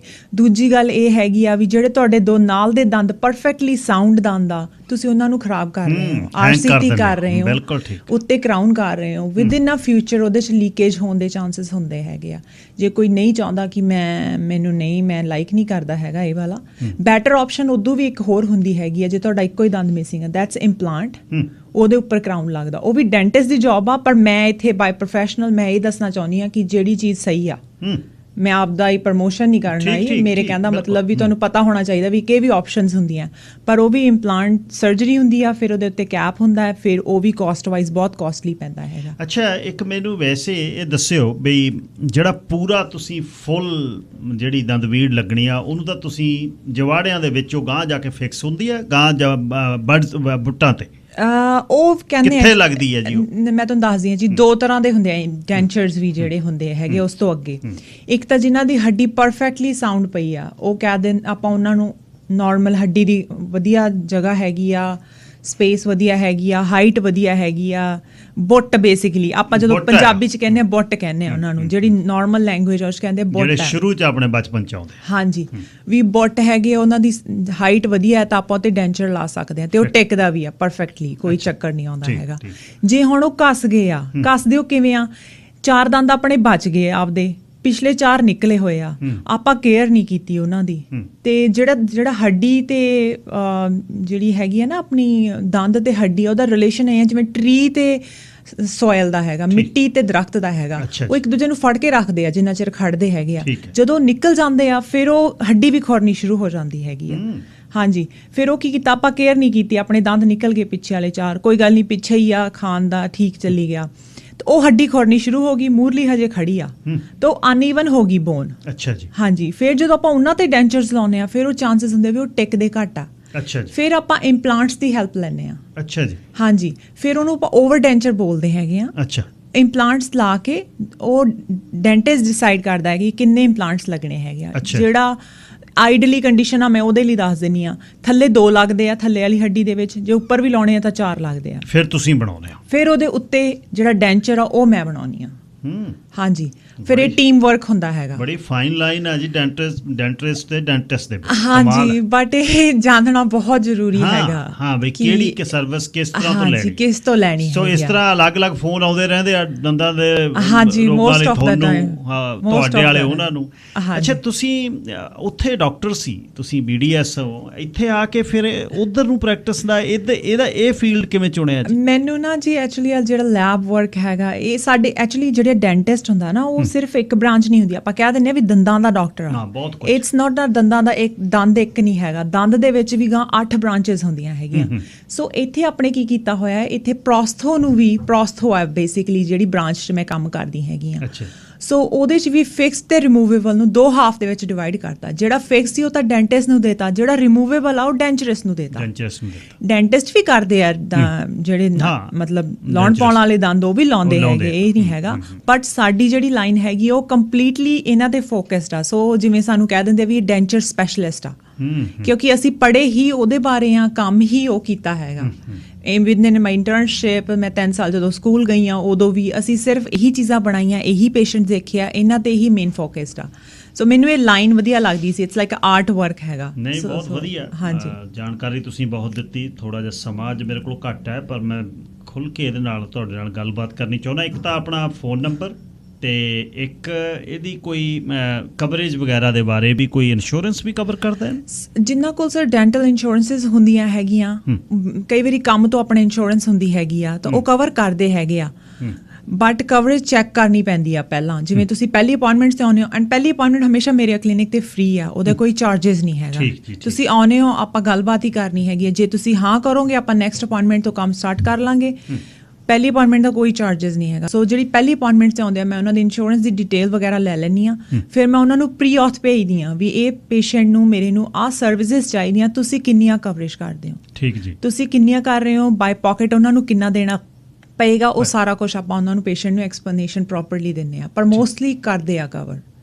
ਸੋ ਕਲੀਨਿਕ ਕਿੱਥੇ ਹੈ ਆਪਣਾ? ਆਪਣਾ ਕਲੀਨਿਕ ਨਿਊਟਨ ਦੇ ਵਿੱਚ ਹੈਗਾ। ਐਡਰੈਸ ਹੈਗਾ 13117 67A ਐਵਨਿਊ, ਸਰੀ, BC। ਠੀਕ ਹੈ ਜੀ। ਐਂਡ ਮੇਰਾ ਫੋਨ ਨੰਬਰ ਹੈਗਾ 7786000811। ਤੁਸੀਂ ਕਦੇ ਵੀ ਕਾਲ ਕਰ ਸਕਦੇ ਹੋ। ਮੈਂ ਮੋਸਟਲੀ 12 ਆਵਰਸ ਓਪਨ ਹੁੰਦੀ ਹਾਂ। ਗਗਨ ਚਾਹਲ ਉਹਨਾਂ ਨਾਲ ਤੁਸੀਂ 778 600 0811 ਹਰ ਰੋਜ਼ ਮੈਂ ਇਹਨਾਂ ਦਾ ਨੰਬਰ ਦਿੰਦਾ, ਪਰ ਜਦ ਤੱਕ ਤੁਸੀਂ ਕਿਸੇ ਨੂੰ ਮਿਲਦੇ ਨਹੀਂ ਪਤਾ ਨਹੀਂ ਹੁੰਦਾ। ਬੜਾ ਵਧੀਆ ਲੱਗਿਆ ਜੀ ਗੱਲ ਕਰਕੇ, ਤੁਸੀਂ ਆਪਣੀ ਭਾਸ਼ਾ 'ਚ ਸਮਝਾਉਂਦੇ ਹੋ, ਸਭ ਤੋਂ ਵਧੀਆ ਗੱਲ। ਅਤੇ ਮੈਂ ਛੇਤੀ ਇੱਕ ਹੋਰ ਇੰਟਰਵਿਊ ਤੁਹਾਡੇ ਨਾਲ ਸੈੱਟ ਕਰਕੇ ਥੋੜ੍ਹਾ ਖੁੱਲ੍ਹਾ ਸਮਾਂ ਲੈ ਕੇ ਸਮਝਾਉਣਾ ਚਾਹੁੰਦਾ ਵੀ ਇਹਦੇ ਬਾਰੇ ਮੇਰੇ ਖਿਆਲ ਬੜੀ ਕਮੀ ਹੈ ਬਾਹਰ ਸਾਖਰਤਾ ਦੀ, ਕਿ ਅਸੀਂ ਆਪਣਾ ਜਿਹੜਾ ਦੰਦ ਵਧੀਆ ਕਿਵੇਂ ਰੱਖ ਸਕਦੇ ਹਾਂ, ਮੂੰਹ ਸਾਫ਼ ਕਿਵੇਂ ਰੱਖਦੇ ਹਾਂ, ਹਾਈਜੀਨਿਸਟ ਕੀ ਹੈ, ਅਤੇ ਇਹਨਾਂ ਸਾਰਿਆਂ ਵਿਸ਼ਿਆਂ 'ਤੇ ਛੇਤੀ ਆਪਾਂ ਗੱਲਬਾਤ ਕਰਾਂਗੇ। Okay sir, thank you sir. ਧੰਨਵਾਦ। ਗਗਨ ਚਾਹਲ ਹੋਣੀ ਮੇਰੇ ਨਾਲ ਗੱਲਬਾਤ ਕਰ ਰਹੇ ਸੀ। ਹੁਣ 778 600 0811 ਇਸ ਨੰਬਰ 'ਤੇ ਤੁਸੀਂ ਗੱਲਬਾਤ ਕਰਨੀ ਹੈ। ਜੇ ਤੁਸੀਂ ਜਿਵੇਂ ਆਪਣੇ ਉੱਥੇ ਮਨ ਦੇ ਵਿੱਚ ਇਹ ਹੈ ਕਿ ਨਹੀਂ ਇਸ ਤਰ੍ਹਾਂ ਨਹੀਂ, ਪੂਰੇ ਦੇ ਪੂਰੇ ਹੀ ਦੰਦ ਲੱਗਦੇ ਆ, ਦੰਦ ਵੀੜ ਇਸ ਤਰ੍ਹਾਂ ਨਹੀਂ, ਉਹ ਕਹਿੰਦੇ ਤੁਹਾਡੀ ਮਤਲਬ ਮਰਜ਼ੀ ਹੈ, ਇੰਪਲਾਂਟ ਲਾਉਣੇ ਆ ਤੁਸੀਂ, ਬ੍ਰਿਜ ਲਵਾਉਣਾ ਹੈ, ਜਾਂ ਇੱਕ ਡੈਂਚਰ ਫਿੱਟ ਕਰਨਾ 2 ਜਾਂ 3 ਦੰਦਾਂ 'ਚ। ਜਿਸ ਤਰ੍ਹਾਂ ਉਹਨਾਂ ਨੇ ਦੱਸਿਆ ਕਿ ਨਾਲ ਦੇ ਦੰਦਾਂ ਦੇ ਜਿਨ੍ਹਾਂ 'ਤੇ ਵਜ਼ਨ ਪਾ ਕੇ ਬ੍ਰਿਜ ਲੱਗਦਾ ਹੈ, ਉਹ ਦੰਦ ਵੀ ਸਿੱਟ ਬਹਿੰਦੇ ਨੇ। ਬਜ਼ੁਰਗਾਂ ਲਈ ਇਹ ਨਿੱਜੀ ਤਜਰਬੇ 'ਚੋਂ ਮੈਂ ਦੱਸਾਂ, ਜਦ ਉਹ ਬਜ਼ੁਰਗ ਹੋ ਜਾਂਦੇ ਨੇ ਬ੍ਰਿਜ ਨਹੀਂ ਕੰਮ ਕਰਦੇ, ਉੱਥੇ ਉਹਨਾਂ ਦੰਦਾਂ ਨੂੰ ਖੜਿਆਂ ਰੱਖ ਕੇ ਉਹਨਾਂ ਦੇ ਗੱਭੇ ਡੈਂਚਰੇ ਫਿੱਟ ਕੀਤਾ ਜਾਵੇ, 2-3 ਦੰਦ ਜਿਹੜੇ 4 ਜਿੰਨੇ ਨੇ ਸਾਫ਼ ਰੱਖਣ ਉਹ। ਫਿਰ ਉਹ ਗੁੱਡ ਸਪਿਰਿਟ 'ਚ ਵੀ ਰਹਿੰਦੇ ਆ ਬਜ਼ੁਰਗ, ਵੀ ਅਸੀਂ ਖਾ ਪੀ ਸਕਦੇ ਹਾਂ ਭਾਈ। ਸੋ ਫਿਰ ਇੱਕ ਦਿਨ ਇਹਨਾਂ ਨੂੰ ਸੱਦ ਕੇ ਗੱਲਬਾਤ ਹੋਏਗੀ। ਹੁਣ ਖਬਰਾਂ ਤੋਂ ਬਾਅਦ ਵਾਪਸ ਆਉਣਾ ਜੀ। ਸਾਰਿਆਂ ਦਾ ਧੰਨਵਾਦ ਹੈ ਜੀ। ਫਿਰ ਇੱਕ ਵਾਰ ਹੁਣੇ ਤੁਸੀਂ ਡੈਂਚਰਿਸਟ ਗਗਨ ਚਾਹਲ ਉਹਨਾਂ ਨਾਲ ਗੱਲਬਾਤ ਸੁਣ ਕੇ ਹਟੇ ਹੋ। ਤੁਸੀਂ ਜੇ ਜਿਸ ਤਰ੍ਹਾਂ ਸਮਝਾ ਕੇ ਗਏ ਨੇ, ਦੰਦਵੀੜ ਹੈ ਜਿਹੜੀ ਉਹ, ਤੇ ਉਸ ਨੂੰ ਕਿਵੇਂ ਤੁਸੀਂ ਇਸ ਨੂੰ ਸਮਝਣਾ ਕਿ ਇੱਥੇ ਮੈਂ ਦੰਦ ਲਵਾਉਣੇ ਆ ਜਾਂ ਮੈਂ ਦੰਦਬੀੜ ਹੈ ਜਿਹੜੀ ਉੱਥੇ ਫਿੱਟ ਕਰਨੇ ਨੇ, ਉਸ ਨੂੰ ਕਿਵੇਂ। ਸਭ ਤੋਂ ਵੱਡੀ ਗੱਲ ਹੈ ਸਾਡੇ ਜਾਣਕਾਰੀ ਦੀ ਬੜੀ ਕਮੀ ਹੈ। ਇਸ ਨੂੰ ਸਮਝਾਉਣਾ, ਜਿਵੇਂ ਉਹ ਦੱਸ ਕੇ ਗਏ ਨੇ, ਪਤਾ ਨਹੀਂ ਲੱਗ ਰਿਹਾ ਕਿ ਕੀ ਕੀਤਾ ਜਾਵੇ। ਸੋ ਉਹਨਾਂ ਦੇ ਨਾਲ ਤੁਸੀਂ ਫ਼ੋਨ ਨੰਬਰ ਉਹ ਦੇ ਕੇ ਗਏ ਨੇ ਰਿਸੈਪਸ਼ਨ ਤੋਂ, ਦੁਬਾਰਾ ਫੇਰ ਫੋਨ ਲੈ ਸਕਦੇ ਹੋ, ਉਹਨਾਂ ਦੇ ਸੇਵਾਵਾਂ ਦਾ ਫਾਇਦਾ ਲਓ। 604 204 0600 ਇਸ ਨੰਬਰ 'ਤੇ ਤੁਸੀਂ ਉਹਨਾਂ ਦਾ ਵੀ ਨੰਬਰ ਲੈ ਸਕਦੇ ਹੋ। ਅੱਜ ਮੈਂ ਗੱਲ ਤਾਂ ਇਹ ਕਰਨੀ ਸੀ, ਅਮਰੀਕਾ ਵਾਲੇ ਪਾਸੇ ਕੜਮੱਸ ਪਿਆ ਜਦ ਦਾ ਸੁਪਰੀਮ ਕੋਰਟ ਦੇ ਜੱਜ ਦਾ ਇੱਕ ਨੋਟ ਜਿਹੜਾ ਲੀਕ ਹੋ ਗਿਆ, ਜਿਹਦੇ ਵਿੱਚ ਉਹ 1973 ਦਾ ਇੱਕ ਜਿਹੜੀ ਵਰਡਿਕਟ ਆਈ ਹੋਈ ਆ ਰੋ ਵਰਸਸ ਵੇਡ, ਜਿਹ 'ਚ ਅਬੋਰਸ਼ਨ ਜਿਹੜਾ ਉਹਨਾਂ ਨੇ ਅਲਾਓ ਕੀਤਾ ਹੋਇਆ। ਹਾਲਾਂਕਿ ਉਸ ਦੇ ਕੰਸਟੀਟਿਊਸ਼ਨ ਦੇ ਵਿੱਚ ਕਿਤੇ ਨਹੀਂ ਲਿਖਿਆ ਹੈ, ਪਰ ਫਿਰ ਵੀ ਲਿਬਰਟੀ, ਆਪਣੀ ਆਜ਼ਾਦੀ, ਉਹ ਸਟੇਟ ਜਿੱਥੇ ਆਜ਼ਾਦੀ ਪ੍ਰਣਾਈ ਹੋਵੇ, ਆਜ਼ਾਦੀ ਦੀ ਖੁੱਲ੍ਹ ਹੋਵੇ, ਖੁੱਲ੍ਹ ਕੇ ਵਿਚਰਨ ਦੀ ਲੋੜ ਹੋਵੇ, ਉਹਦੇ ਥੱਲੇ ਇਹ 'ਚ ਰਾਈਟਸ ਟੂ ਪ੍ਰਾਈਵੇਸੀ ਦੇ ਥੱਲੇ ਲਿਆ ਕੇ ਜਿਹੜੀ 9ਵੀਂ ਤੇ 14ਵੀਂ ਅਮੈਂਡਮੈਂਟ ਹੈ, ਉਹਦੇ ਵਿੱਚ ਕੋਈ ਵੀ ਬੰਦੇ ਦੀ ਜ਼ਿੰਦਗੀ, ਲਿਬਰਟੀ ਅਤੇ ਪ੍ਰੋਪਰਟੀ, ਇਹਦੇ 'ਚ ਉਸ ਦੇ ਥੱਲੇ ਅਬੋਰਸ਼ਨ ਸੀ ਇਹ। ਪਰ ਜ਼ਿਆਦਾ ਰਿਪਬਲਿਕਨ ਰਾਈਟ, ਸੱਜੇ ਪਾਸੇ ਦੇ ਝੁਕਾਅ ਵਾਲੇ ਜੱਜ ਨੇ, ਲੱਗਦਾ ਇਸ ਨੂੰ ਬੰਦ ਕਰਨਗੇ ਉਹ ਲੀਗਲ। ਬਹੁਤ ਅਬੋਰਸ਼ਨ ਵਾਲਾ ਕੰਮ ਚੱਲਿਆ। ਭਾਈਚਾਰਾ ਸਾਡਾ ਵੀ ਸਿਆਟਲ ਮੁੰਡੇ ਤੇ ਕੁੜੀ ਦਾ ਪਤਾ ਕਰਨ ਜਾਂਦਾ ਰਿਹਾ। ਇਸ 'ਤੇ ਗੱਲਬਾਤ ਆਪਾਂ ਇੱਕ ਅੱਧੇ ਦਿਨ ਦੇ ਵਿੱਚ ਮੈਂ ਕਰਨੀ ਚਾਹੁੰਦਾ, ਪਰ ਅੱਜ ਜਿਹੜੀ ਉਦੋਂ ਪਹਿਲਾਂ ਜ਼ਰੂਰੀ ਸੀ। ਪਵਨ ਜਵੰਦੇ ਉਹਨਾਂ ਨੇ ਇੱਕ ਮਾਰਕੀਟ ਪਲੇਸ ਦੀ ਪੋਸਟ ਭੇਜੀ, ਜਿਹਦੇ 'ਚ ਇੱਕ ਬੰਦਾ ਆਪਣੇ ਭਾਈਚਾਰੇ ਦਾ ਕਹਿੰਦਾ $500 ਲਊਂਗਾ ਲਾਈਨ 'ਚ ਲੱਗਣ ਦਾ। ਤੁਹਾਡੀ ਲਾਈਨ ਦੇ ਵਿੱਚ ਸੋਸ਼ਲ ਇੰਸ਼ੋਰੈਂਸ ਨੰਬਰ ਤੁਸੀਂ ਅਪਲਾਈ ਕਰਨਾ ਹੈ ਜਾਂ ਪਾਸਪੋਰਟ ਅਪਲਾਈ ਕਰਨਾ ਹੈ, ਤੇ ਡਾਲਰ ਲੱਗੂ 500।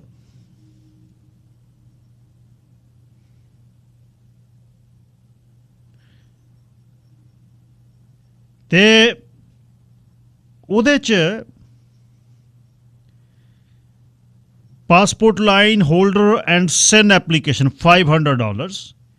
ਉਹ ਕਹਿੰਦੇ ਨੇ ਰੇਨ ਔਰ ਸ਼ਾਈਨ, ਮੀਂਹ ਪਵੇ ਚਾਹੇ ਧੁੱਪ ਹੋਵੇ, ਮੈਂ ਆਪਣਾ ਕੰਮ ਕਰੂੰ ਤੇ ਕੋਈ ਵੀ ਕੰਡੀਸ਼ਨ ਹੋਵੇ ਰਾਤ ਨੂੰ ਰੁਕੂੰਗਾ, ਤੁਹਾਡੀ ਲਾਈਨ ਦੇ ਵਿੱਚ ਤੁਹਾਡਾ ਨੰਬਰ ਲਾ ਕੇ ਰੱਖੂੰਗਾ। ਡਿਪੋਜ਼ਿਟ ਚਾਹੀਦਾ ਹੈ, ਸੀਰੀਅਸ ਬਾਇਰ ਜਿਹੜੇ 100% ਗਰੰਟੀ, ਤੇ ਪਿਛਲੇ 3 ਹਫ਼ਤਿਆਂ ਤੋਂ ਮੈਂ ਕਰ ਰਿਹਾ। ਡਾਲਰ ਲੱਗੂ 500, ਰੈਫਰੈਂਸ ਵੀ ਹੈ ਮੇਰੇ ਕੋਲ। ਆਹ ਹਾਲ ਹੈ ਸਾਡਾ ਸਰਵਿਸ ਕੈਨੇਡਾ ਦੇ ਵਿੱਚ, ਜਿੱਥੇ ਲਾਈਨਾਂ ਲੱਗਦੀਆਂ, ਜਿੱਥੇ passport social insurance number apply ਕਰਨ ਦੇ ਲਈ ਬਹੁਤ ਅਸੀਂ ਇੱਥੇ ਦੇ ਹਿਸਾਬ ਦੇ ਨਾਲ ਨਾ ਕੰਪਲੇਂਟਸ ਕਰਦੇ ਹਾਂ ਕਿ ਜੀ ਫਲਾਣੀ ਅੰਬੈਸੀ 'ਚ ਦੇਖੋ ਜੀ BLS ਵਾਲਿਆਂ ਦੇ ਥੱਲੇ ਲਾਈਨ ਲੱਗ ਗਈ ਜੀ, ਇਹ ਰਾਤ ਨੂੰ ਖੜ੍ਹਨਾ ਪੈਂਦਾ ਹੈ। ਅਤੇ ਲੋਕਾਂ ਨੇ ਜਾ ਕੇ ਚੈੱਕ ਵੀ ਕੀਤਾ। ਪਿਛਲੇ ਦਿਨੀ ਮੈਨੂੰ ਇੱਕ ਮੈਸੇਜ ਵੀ ਆਇਆ ਕਿ ਸਵੇਰ ਦੇ 4 ਵਜੇ ਦੇ ਖੜ੍ਹੇ ਆ ਇੱਥੇ ਆ ਕੇ, ਪਰ ਇੱਥੇ ਹੁਣ ਜਿਹਨੂੰ ਬੜਾ ਸੁਰੱਖਿਅਤ ਅਤੇ ਵੱਡਾ ਦੇਸ਼ ਅਤੇ ਲੋਕਾਂ ਦਾ ਦੇਸ਼ ਕਹਿੰਦੇ ਆ, ਉੱਥੇ ਆਹ ਹਾਲ ਹੈ।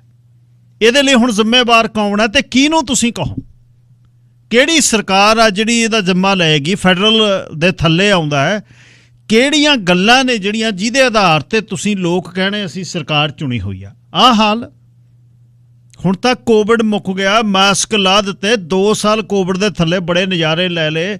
5-5 ਸਾਲ ਦੀ ਵੀਜ਼ਾ ਆਫਿਸਿਸ ਦੇ ਵਿੱਚ ਵੇਟ, 4-4 ਸਾਲ ਦੀ ਵੀਜ਼ਾ ਆਫਿਸਿਸ ਦੇ ਵੇਟ, ਫੈਮਿਲੀ ਰੀਯੂਨੀਫਿਕੇਸ਼ਨ ਦੇ ਥੱਲੇ ਲਓ ਜੀ ਮਾਪੇ ਸੱਦ ਲਓ ਜੀ। ਉਹ ਜਲੂਸ ਕੱਢਿਆ ਭਾਈਚਾਰੇ ਦਾ ਕਿ 5-5 ਸਾਲ 7-7 ਸਾਲ ਮਾਪੇ ਹੋ ਗਏ ਇੱਥੇ ਬੈਠਿਆਂ ਨੂੰ। ਉਹ ਝਾਕਦੇ ਨੇ, ਉਹ ਕਹਿੰਦੇ ਖੋਲ੍ਹਦੇ ਹਾਂ ਵਿੰਡੋ ਇੱਕ ਦਿਨ ਸਵੇਰੇ, ਫਸਟ ਕਮ ਫਸਟ ਸਰਵ, ਜਿਹਦਾ ਨੰਬਰ ਆ ਗਿਆ ਅਪਲਾਈ ਕਰ ਦੂੰ, ਬਾਕੀ ਅਗਲੇ ਸਾਲ ਦੇਖਾਂਗੇ। ਫਿਰ ਦਈ ਚਲੋ, ਹਰ ਸਾਲ ਬਣਾਈ ਚੱਲੋ, ਜਿਹੜੇ ਆਪਣਾ ਖਰਚਾ ਦਿਖਾਈ ਚੱਲੋ, 4 ਜਣੇ 5 ਜਣਿਆਂ ਦੀ ਪੇਮੈਂਟ ਇਨਕਮ ਦਿਖਾ ਲਓ 1.5 ਲੱਖ, ਅਤੇ ਸਾਨੂੰ ਦਈ ਚੱਲੋ ਪੈਸੇ, ਅਗਲੇ ਸਾਲ ਫੇਰ ਦੇਖ ਲਿਓ। ਆਹ ਸਾਲ ਦਾ ਦਿਓ 604 204 0600। ਤੁਹਾਨੂੰ ਵੱਧ ਮੈਂ ਸਮਾਂ ਦੇਣਾ ਚਾਹੁੰਦਾ। ਇਹ ਹਾਲ ਕੀ ਹੈ? ਕਿੱਧਰ ਨੂੰ ਚੱਲੀ ਆ ਗੱਲ? ਕੀ ਹੋ ਕੀ ਰਿਹਾ ਹੈ?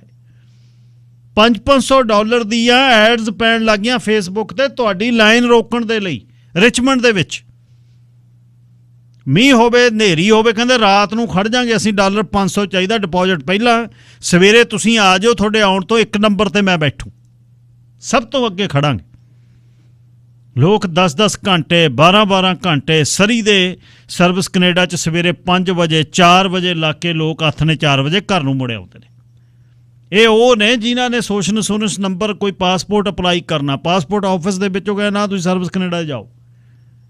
ਇੱਕ ਬੰਨੇ ਅਸੀਂ ਦੁਨੀਆ ਦੇ ਵਿੱਚ ਯੂਨਾਈਟਿਡ ਨੇਸ਼ਨ 'ਤੇ ਖੜ੍ਹ ਕੇ ਪਾ ਕੇ ਟਕਸੀਡੋ, ਸਾਡੇ ਟਰੂਡੋ ਸਾਹਿਬ ਲੋਕਾਂ ਨੂੰ ਅਕਲਾਂ ਦਿੰਦੇ ਨੇ ਯੂਕਰੇਨ 'ਚ ਘਾਣ ਹੋ ਰਿਹਾ, ਇਹ ਹੋ ਰਿਹਾ, ਉਹ ਹੋ ਗਿਆ। ਆਹ ਘਾਣ ਜਿਹੜਾ ਕੈਨੇਡੀਅਨਸ ਦਾ, ਜਿਹੜੇ ਤੁਹਾਨੂੰ ਡਾਲਰ ਦਿੰਦੇ ਨੇ, ਜਿਹੜੇ ਤੁਹਾਡੀਆਂ ਬੈਂਕ, ਤੁਹਾਡੀਆਂ ਰੈਵਨਿਊ ਕੈਨੇਡਾ ਦੀਆਂ ਤਿਜੋਰੀਆਂ ਭਰਦੇ ਨੇ, ਅਤੇ ਉਹਨਾਂ ਨਾਲ ਤੁਸੀਂ ਟੈਂਕ ਖਰੀਦ ਕੇ ਯੂਕਰੇਨ 'ਚ ਭੇਜਣੇ ਨੇ, ਜਾਂ ਉੱਥੇ ਮਦਦ ਕਰਨੀ ਆ, ਜਾਂ ਦੁਨੀਆ ਦੇ ਵਿੱਚੋਂ ਰਿਫਿਊਜੀ ਲਿਆ ਕੇ ਉਹਨਾਂ ਨੂੰ ਚੜ੍ਹੇ ਮਹੀਨੇ ਤੁਸੀਂ 3-3 4-4 ਹਜ਼ਾਰ ਡਾਲਰ ਲਾ ਕੇ ਉਹਨਾਂ ਨੂੰ ਇਹ ਦੱਸਣਾ ਕੈਨੇਡੀਅਨ ਵੇ ਆਫ ਲਿਵਿੰਗ ਇਹ ਹੈ। ਅਤੇ ਜਿਹੜੇ ਦੂਰੇ ਹੋ ਕੇ, ਮੀਂਹ ਹੋਵੇ, ਹਨੇਰੀ ਹੋਵੇ, ਤੂਫਾਨ ਹੋਵੇ, ਸਵੇਰੇ 4 ਵਜੇ ਘਰੋਂ ਤੁਰ ਕੇ ਤਿਆਰ ਹੋ ਕੇ ਮੀਆਂ ਬੀਬੀ ਹਫ਼ਤਾ ਇੱਕ ਦੂਜੇ ਦਾ ਮੂੰਹ ਨਹੀਂ ਵੇਖਦੇ, ਉਹ ਕੰਮ ਕਰਕੇ ਤੁਹਾਨੂੰ 30% ਵਿੱਚੋਂ ਚੰਕ ਦੇਣ, ਅਤੇ ਤੁਸੀਂ ਉਹਨਾਂ ਦਾ ਇਹ ਹਸ਼ਰ ਕਰੋ ਵੀ $500 ਦੀ ਐਡ ਪੈ ਰਹੀ ਹੈ ਜਿਹੜੀ ਮਾਰਕੀਟ ਪਲੇਸ 'ਤੇ ਵੀ ਤੁਹਾਡੀ ਅਸੀਂ ਜਗ੍ਹਾ ਰੋਕਾਂਗੇ।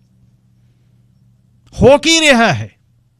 ਕੌਣ ਇਹਦਾ ਜ਼ਿੰਮੇਵਾਰ ਆ? ਕਿਹਨੂੰ ਕਹੋਗੇ? ਲੋਕੋ, ਤੁਸੀਂ ਚੁਣਿੰਦੇ ਆਪਣੇ ਜਿਹੜੇ ਤੁਹਾਡੇ ਚੁਣੇ ਹੋਏ MP ਨੇ, ਜਿਹੜੇ ਰੂਲਿੰਗ ਪਾਰਟੀ ਦੇ ਨੇ, ਉਹਨਾਂ ਦੇ ਦਰਾਂ ਦੇ ਮੂਹਰੇ ਕਾਹਦੇ ਲਈ ਨਹੀਂ ਇਕੱਠ ਕਰਦੇ? ਜਾ ਕੇ ਦਫ਼ਤਰਾਂ ਦੇ ਬਾਹਰ 100-100 ਬੰਦਾ ਖੜੋ ਇਕੱਠਾ ਹੋ ਕੇ, ਲੈ ਕੇ ਤਖਤੀਆਂ, ਕਿ ਚੱਲ ਆ ਜਾ ਨਾਲ, ਤੈਨੂੰ ਕੁਰਸੀ ਵੀ ਦੇਵਾਂਗੇ, ਚਾਹ ਪਾਣੀ ਵੀ ਉੱਥੇ ਪਿਲਾਵਾਂਗੇ ਲਿਆ ਕੇ, ਸਿਰਫ ਲਾਈਨ 'ਚ ਲਾ ਕੇ ਦਿਖਾ ਸਾਰਾ ਦਿਨ।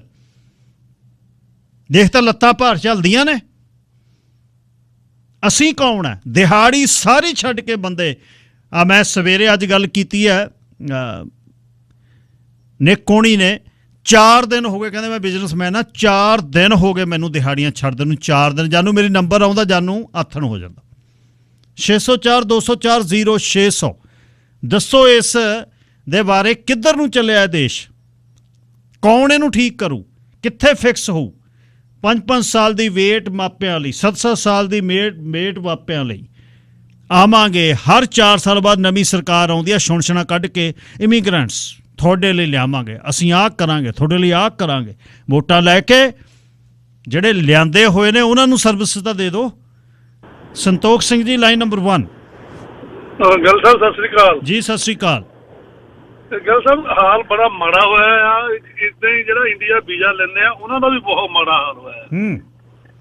ਉਹਨਾਂ ਨੇ ਵੀ ਸਰੀ ਥੱਲੇ ਗੁੱਦੀ ਵਾਲਾ ਇੱਕ ਬਿਠਾ ਲਿਆ ਆ। ਉਹ $250 ਅਪਾਰਟਮੈਂਟ ਦਾ ਮੰਗੀ ਜਾਂਦਾ।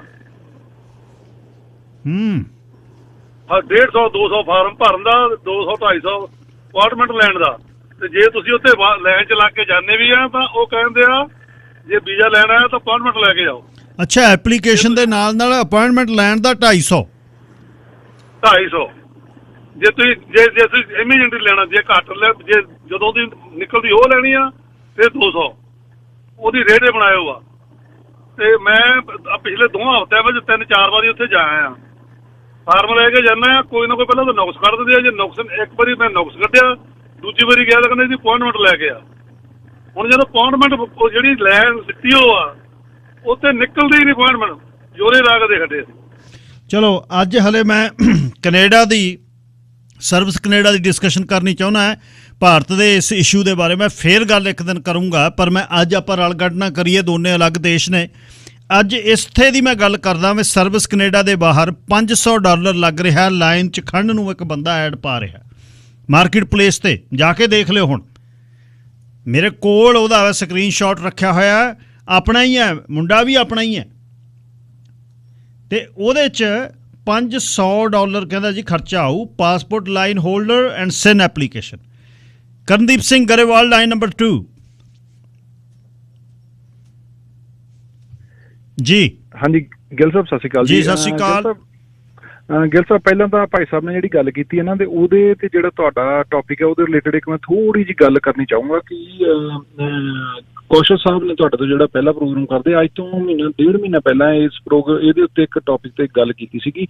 ਤੇ ਇੱਕ ਏਜੰਟ ਵੀ ਸੀਗਾ ਤੁਹਾਡੇ ਸਰੀ ਤੋਂ ਹੀ, ਉਹ ਅਪਾਇੰਟਮੈਂਟਾਂ ਲੈ ਕੇ ਦਿੰਦਾ ਸੀਗਾ BLSF ਦੇ ਆਫਿਸ ਵੀ, ਤੇ ਇਵੇਂ ਜਿਵੇਂ ਆਪਣਾ ਸਰਵਿਸ ਕੈਨੇਡਾ ਦੇ ਆਫਿਸ ਦੇ ਵਿੱਚ ਵੀ। ਜਿਵੇਂ ਇਹ ਉਹਦੇ 'ਚ ਕੀ ਹੁੰਦਾ ਕਿ ਸਪੌਟਸ ਖੁੱਲਦੇ ਗਿਆ ਤੇ ਜਿਵੇਂ BLS ਦੇ ਵਿੱਚ, ਤੇ ਉਹ ਰਾਤ ਨੂੰ ਉਹਨਾਂ ਨੇ ਇਹ ਐਕਸਪਲੇਨੇਸ਼ਨ ਦਿੱਤਾ ਸੀ ਕਿ ਸਾਡੇ ਸਰਵਿਸ ਚਾਰਜਿਸ ਹੈਗੇ ਆ ਵੀ ਜਿਹੜੇ ਅਸੀਂ 250 200 500 ਲੈਂਦੇ, ਕਿਉਂਕਿ ਸਾਡਾ ਕਹਿੰਦੇ ਸਟਾਫ ਰਾਤ ਨੂੰ ਵਰਕ ਫਰੋਮ ਹੋਮ ਕਰਕੇ ਇਹ ਸਪੌਟ ਬੁੱਕ ਕਰਦਾ। ਜਿਵੇਂ ਆਪਾਂ ਨਹੀਂ ਪਹਿਲਾਂ ਹੁੰਦਾ ਸੀਗਾ ਜਲੰਧਰ ਦੇ ਜਾਂ ਅੰਮ੍ਰਿਤਸਰ ਦੇ ਪਾਸਪੋਰਟ ਆਫਿਸ ਦੇ ਥੱਲੇ ਬੰਦੇ ਬੈਠੇ ਹੁੰਦੇ ਸੀਗੇ ਤੇ ਪਹਿਲਾਂ ਅਪਾਇੰਟਮੈਂਟ ਉਹਨਾਂ ਨੂੰ ਮਿਲ ਜਾਂਦੀ ਹੁੰਦੀ ਸੀ, ਤੇ ਦੂਜੇ ਬੰਦਿਆਂ ਨੂੰ ਆਨਲਾਈਨ ਅਪਾਇੰਟਮੈਂਟਾਂ ਮਿਲਦੀਆਂ ਹੀ ਨਹੀਂ ਹੁੰਦੀਆਂ ਸੀਗੀਆਂ ਜਿਹੜੇ ਆਮ ਬੰਦੇ ਹੁੰਦੇ ਸੀਗੇ। ਇਹ ਜਮਾਂ ਸਿਸਟਮ ਉੱਦਾਂ ਦਾ ਹੀ ਹੈ। ਤੇ ਉਹ ਮਤਲਬ ਤੁਸੀਂ ਉਹ ਕੁਛ ਦੇਰ ਲਈ ਵਿੰਡੋ ਖੁੱਲਦੀ ਹੈ ਤੇ ਉਹ ਆਨਲਾਈਨ ਤੇ ਉਹਦੇ ਉੱਤੇ ਇਹ ਆਪਦਾ ਅਪਾਇੰਟਮੈਂਟ ਤੇ ਕਬਜ਼ਾ ਕਰ ਲੈਂਦੇ, ਸਪੌਟ ਬੁੱਕ ਕਰ ਲੈਂਦੇ ਆ, ਤਾਂ ਕਿ ਉਹ ਅੱਗੋਂ ਸਪੌਟ ਵੇਚ ਦਿੰਦੇ ਆ ਕਿਸੇ ਨੂੰ। ਇਹ ਹਾਲਾਂਕਿ ਇਹਦੇ ਵਿੱਚ ਸੁਧਾਰ ਹੋਣਾ ਚਾਹੀਦਾ, ਗਲਤ ਚੀਜ਼ ਹੈ। ਦੂਜੀ ਗੱਲ, ਗਿੱਲ ਸਾਹਿਬ ਜਦੋਂ ਦੀ ਲਿਬਰਲ ਆਈ ਹੈ ਨਾ, ਮੈਂ ਕਿਸੇ ਇੱਥੇ ਮੈਂ NDP ਦਾ ਰਾਜ ਹਜੇ ਤੱਕ ਮੈਂ ਦੇਖਿਆ ਨਹੀਂ ਵੀ ਕਿੱਦਾਂ ਦਾ ਹੁੰਦਾ, ਪਰ ਮੈਂ ਜਦੋਂ ਦਾ ਕੈਨੇਡਾ ਆਇਆ ਮੈਂ ਲਿਬਰਲ ਤੇ ਕੰਜ਼ਰਵੇਟਿਵ ਦੋਵੇਂ ਦੇਖਿਆ। ਮੈਂ ਕੋਈ ਪਾਰਟੀ ਦਾ ਸਮਰਥਕ ਨਹੀਂ, ਨਾ ਮੈਨੂੰ ਟਰੂਡੋ ਨਾਲ ਬਹੁਤ ਪਿਆਰ ਆ ਤੇ ਨਾ ਮੈਨੂੰ ਕਿਸੇ ਕੰਜ਼ਰਵੇਟਿਵ ਨਾਲ ਪਿਆਰ ਆ, ਪਰ ਜੋ ਲਿਬਰਲ ਨੇ ਹਾਲ ਬਣਾ ਦਿੱਤਾ ਨਾ ਇਹਨਾਂ ਕੈਨੇਡਾ ਦੇ ਇਮੀਗ੍ਰੇਸ਼ਨ ਸਿਸਟਮ ਦਾ, ਇਹ ਜਮਾਂ ਹੀ ਉਦਾਂ ਹੋ ਗਿਆ ਜਿਵੇਂ ਇੰਡੀਆ ਦੇ ਵਿੱਚ UP ਦੇ ਵਿੱਚ ਮੰਦਰ ਮਸਜਿਦ ਵਾਲੀ ਪੋਲਿਟਿਕਸ ਹੈ, ਉਵੇਂ ਇੱਥੇ ਇਮੀਗ੍ਰੈਂਟਾਂ ਵਾਲੀ ਪੋਲਿਟਿਕਸ ਹੈ। ਇਮੀਗ੍ਰੈਂਟਾਂ ਨੂੰ ਉਹ ਲੁਤਫ ਦੇਈ ਜਾਓ, ਉਹਨਾਂ ਦੇ ਮਾਂ ਪਿਓ ਵਾਲਾ ਉਹਨੂੰ ਛੁੰਛਣਾ ਜਿਹਾ ਵਿਖਾ ਦਿਓ, ਕਦੇ ਕਿਸੇ ਨੂੰ ਵੀਜ਼ੇ ਵਾਲਾ ਛੁੰਛਣਾ ਵਿਖਾ ਦਿਓ, ਜਵਾਕਾਂ ਵਾਲਾ ਵਿਖਾ ਦਿਓ। ਹਾਲਾਂਕਿ ਫਾਇਦਾ ਉਹਨਾਂ ਦਾ ਹੀ ਹੈਗਾ, ਕੈਨੇਡੀਅਨ ਗਵਰਨਮੈਂਟ ਦਾ ਹੀ ਫਾਇਦਾ ਇੱਥੇ, ਪਰ ਉਹਨਾਂ ਨੂੰ ਐ ਇਮੀਗ੍ਰੈਂਟਾਂ ਨੂੰ ਐ ਭਰਮਾਲੋ ਕਿ ਬਸ ਛੱਡ ਹੀ ਗੱਲਾਂ ਦੇ। ਹੁਣ ਤੁਸੀਂ ਦੇਖੋ ਪ੍ਰੇਰੀ ਦੇ ਵਿੱਚੋਂ ਲਿਬਰਲ ਬਿਲਕੁਲ ਸਾਫ਼ ਕੀਤੀ, ਤੇ ਇੱਥੇ ਪ੍ਰੇਰੀ ਦੇ ਵਿੱਚ ਰਹਿੰਦਾ ਕੌਣ ਆ? ਯੂਕਰੇਨੀਅਨ ਵੋਟ ਜ਼ਿਆਦਾ ਹੈਗੀ ਆ। ਤੇ ਐਤਕੀ ਤੁਸੀਂ ਦੇਖੋ 62 ਸੈਂਕਸ਼ਨਾਂ ਲਾਈਆਂ ਅਮਰੀਕਾ ਨੇ ਤੇ ਸਾਡੇ ਵਾਲਿਆਂ ਨੇ 85 ਠੋਕੀਆਂ। ਇਹ ਗਾਂ ਕੜਾਮ ਚੌਧਰੀ ਬਣੇ ਫਿਰਦੇ ਆ, ਮਤਲਬ ਉਹ ਯੂਕਰੇਨ ਆਪਣੀਆਂ ਵੋਟਾਂ ਨੂੰ ਸੇਵ ਕਰਨ ਦੇ ਚੱਕਰ 'ਚ। ਠੀਕ ਆ, ਚਲੋ ਮੈਂ ਇਹਦੇ 'ਚ ਨਾ ਜਾਵਾਂ, ਤੁਹਾਡਾ ਟੌਪਿਕ ਵੀ ਨਾ ਭਟਕਾਈਏ ਆਪਾਂ। ਮੈਂ ਹੁਣ ਉੱਥੇ ਆਉਣਾ 2019 ਅਗਸਤ ਦੀ ਮੇਰੀ ਸਿਟੀਜ਼ਨਸ਼ਿਪ ਅਪਲਾਈ ਕੀਤੀ ਹੋਈ ਹੈ ਗਿੱਲ ਸਾਹਿਬ। 2 ਵਾਰੀ ਮੇਰੀ ਇਹਨਾਂ ਨੇ ਪੁਲਿਸ ਕਲੀਅਰੈਂਸ ਮੰਗ ਲਈ, ਫਿੰਗਰਪ੍ਰਿੰਟ ਮੰਗ ਲਏ, 60 ਵਾਰੀ ਡਾਲਰ ਮੈਂ ਉਹ ਖਰਚ ਕੇ ਮੈਂ ਤੇ ਆਪਣੇ ਵਾਈਫ ਦੇ ਉਹ ਦੇ ਕੇ ਆਇਆ ਫਿੰਗਰਪ੍ਰਿੰਟ। ਉਸ ਤੋਂ ਬਾਅਦ ਕਹਿੰਦੇ ਸਾਲ ਵੈਲਿਡਿਟੀ ਹੁੰਦੀ ਹੈ, ਉਹ ਐਕਸਪਾਇਰ ਹੋ ਗਿਆ ਤੇ ਨਵੇਂ ਲੈ ਕੇ ਆਓ।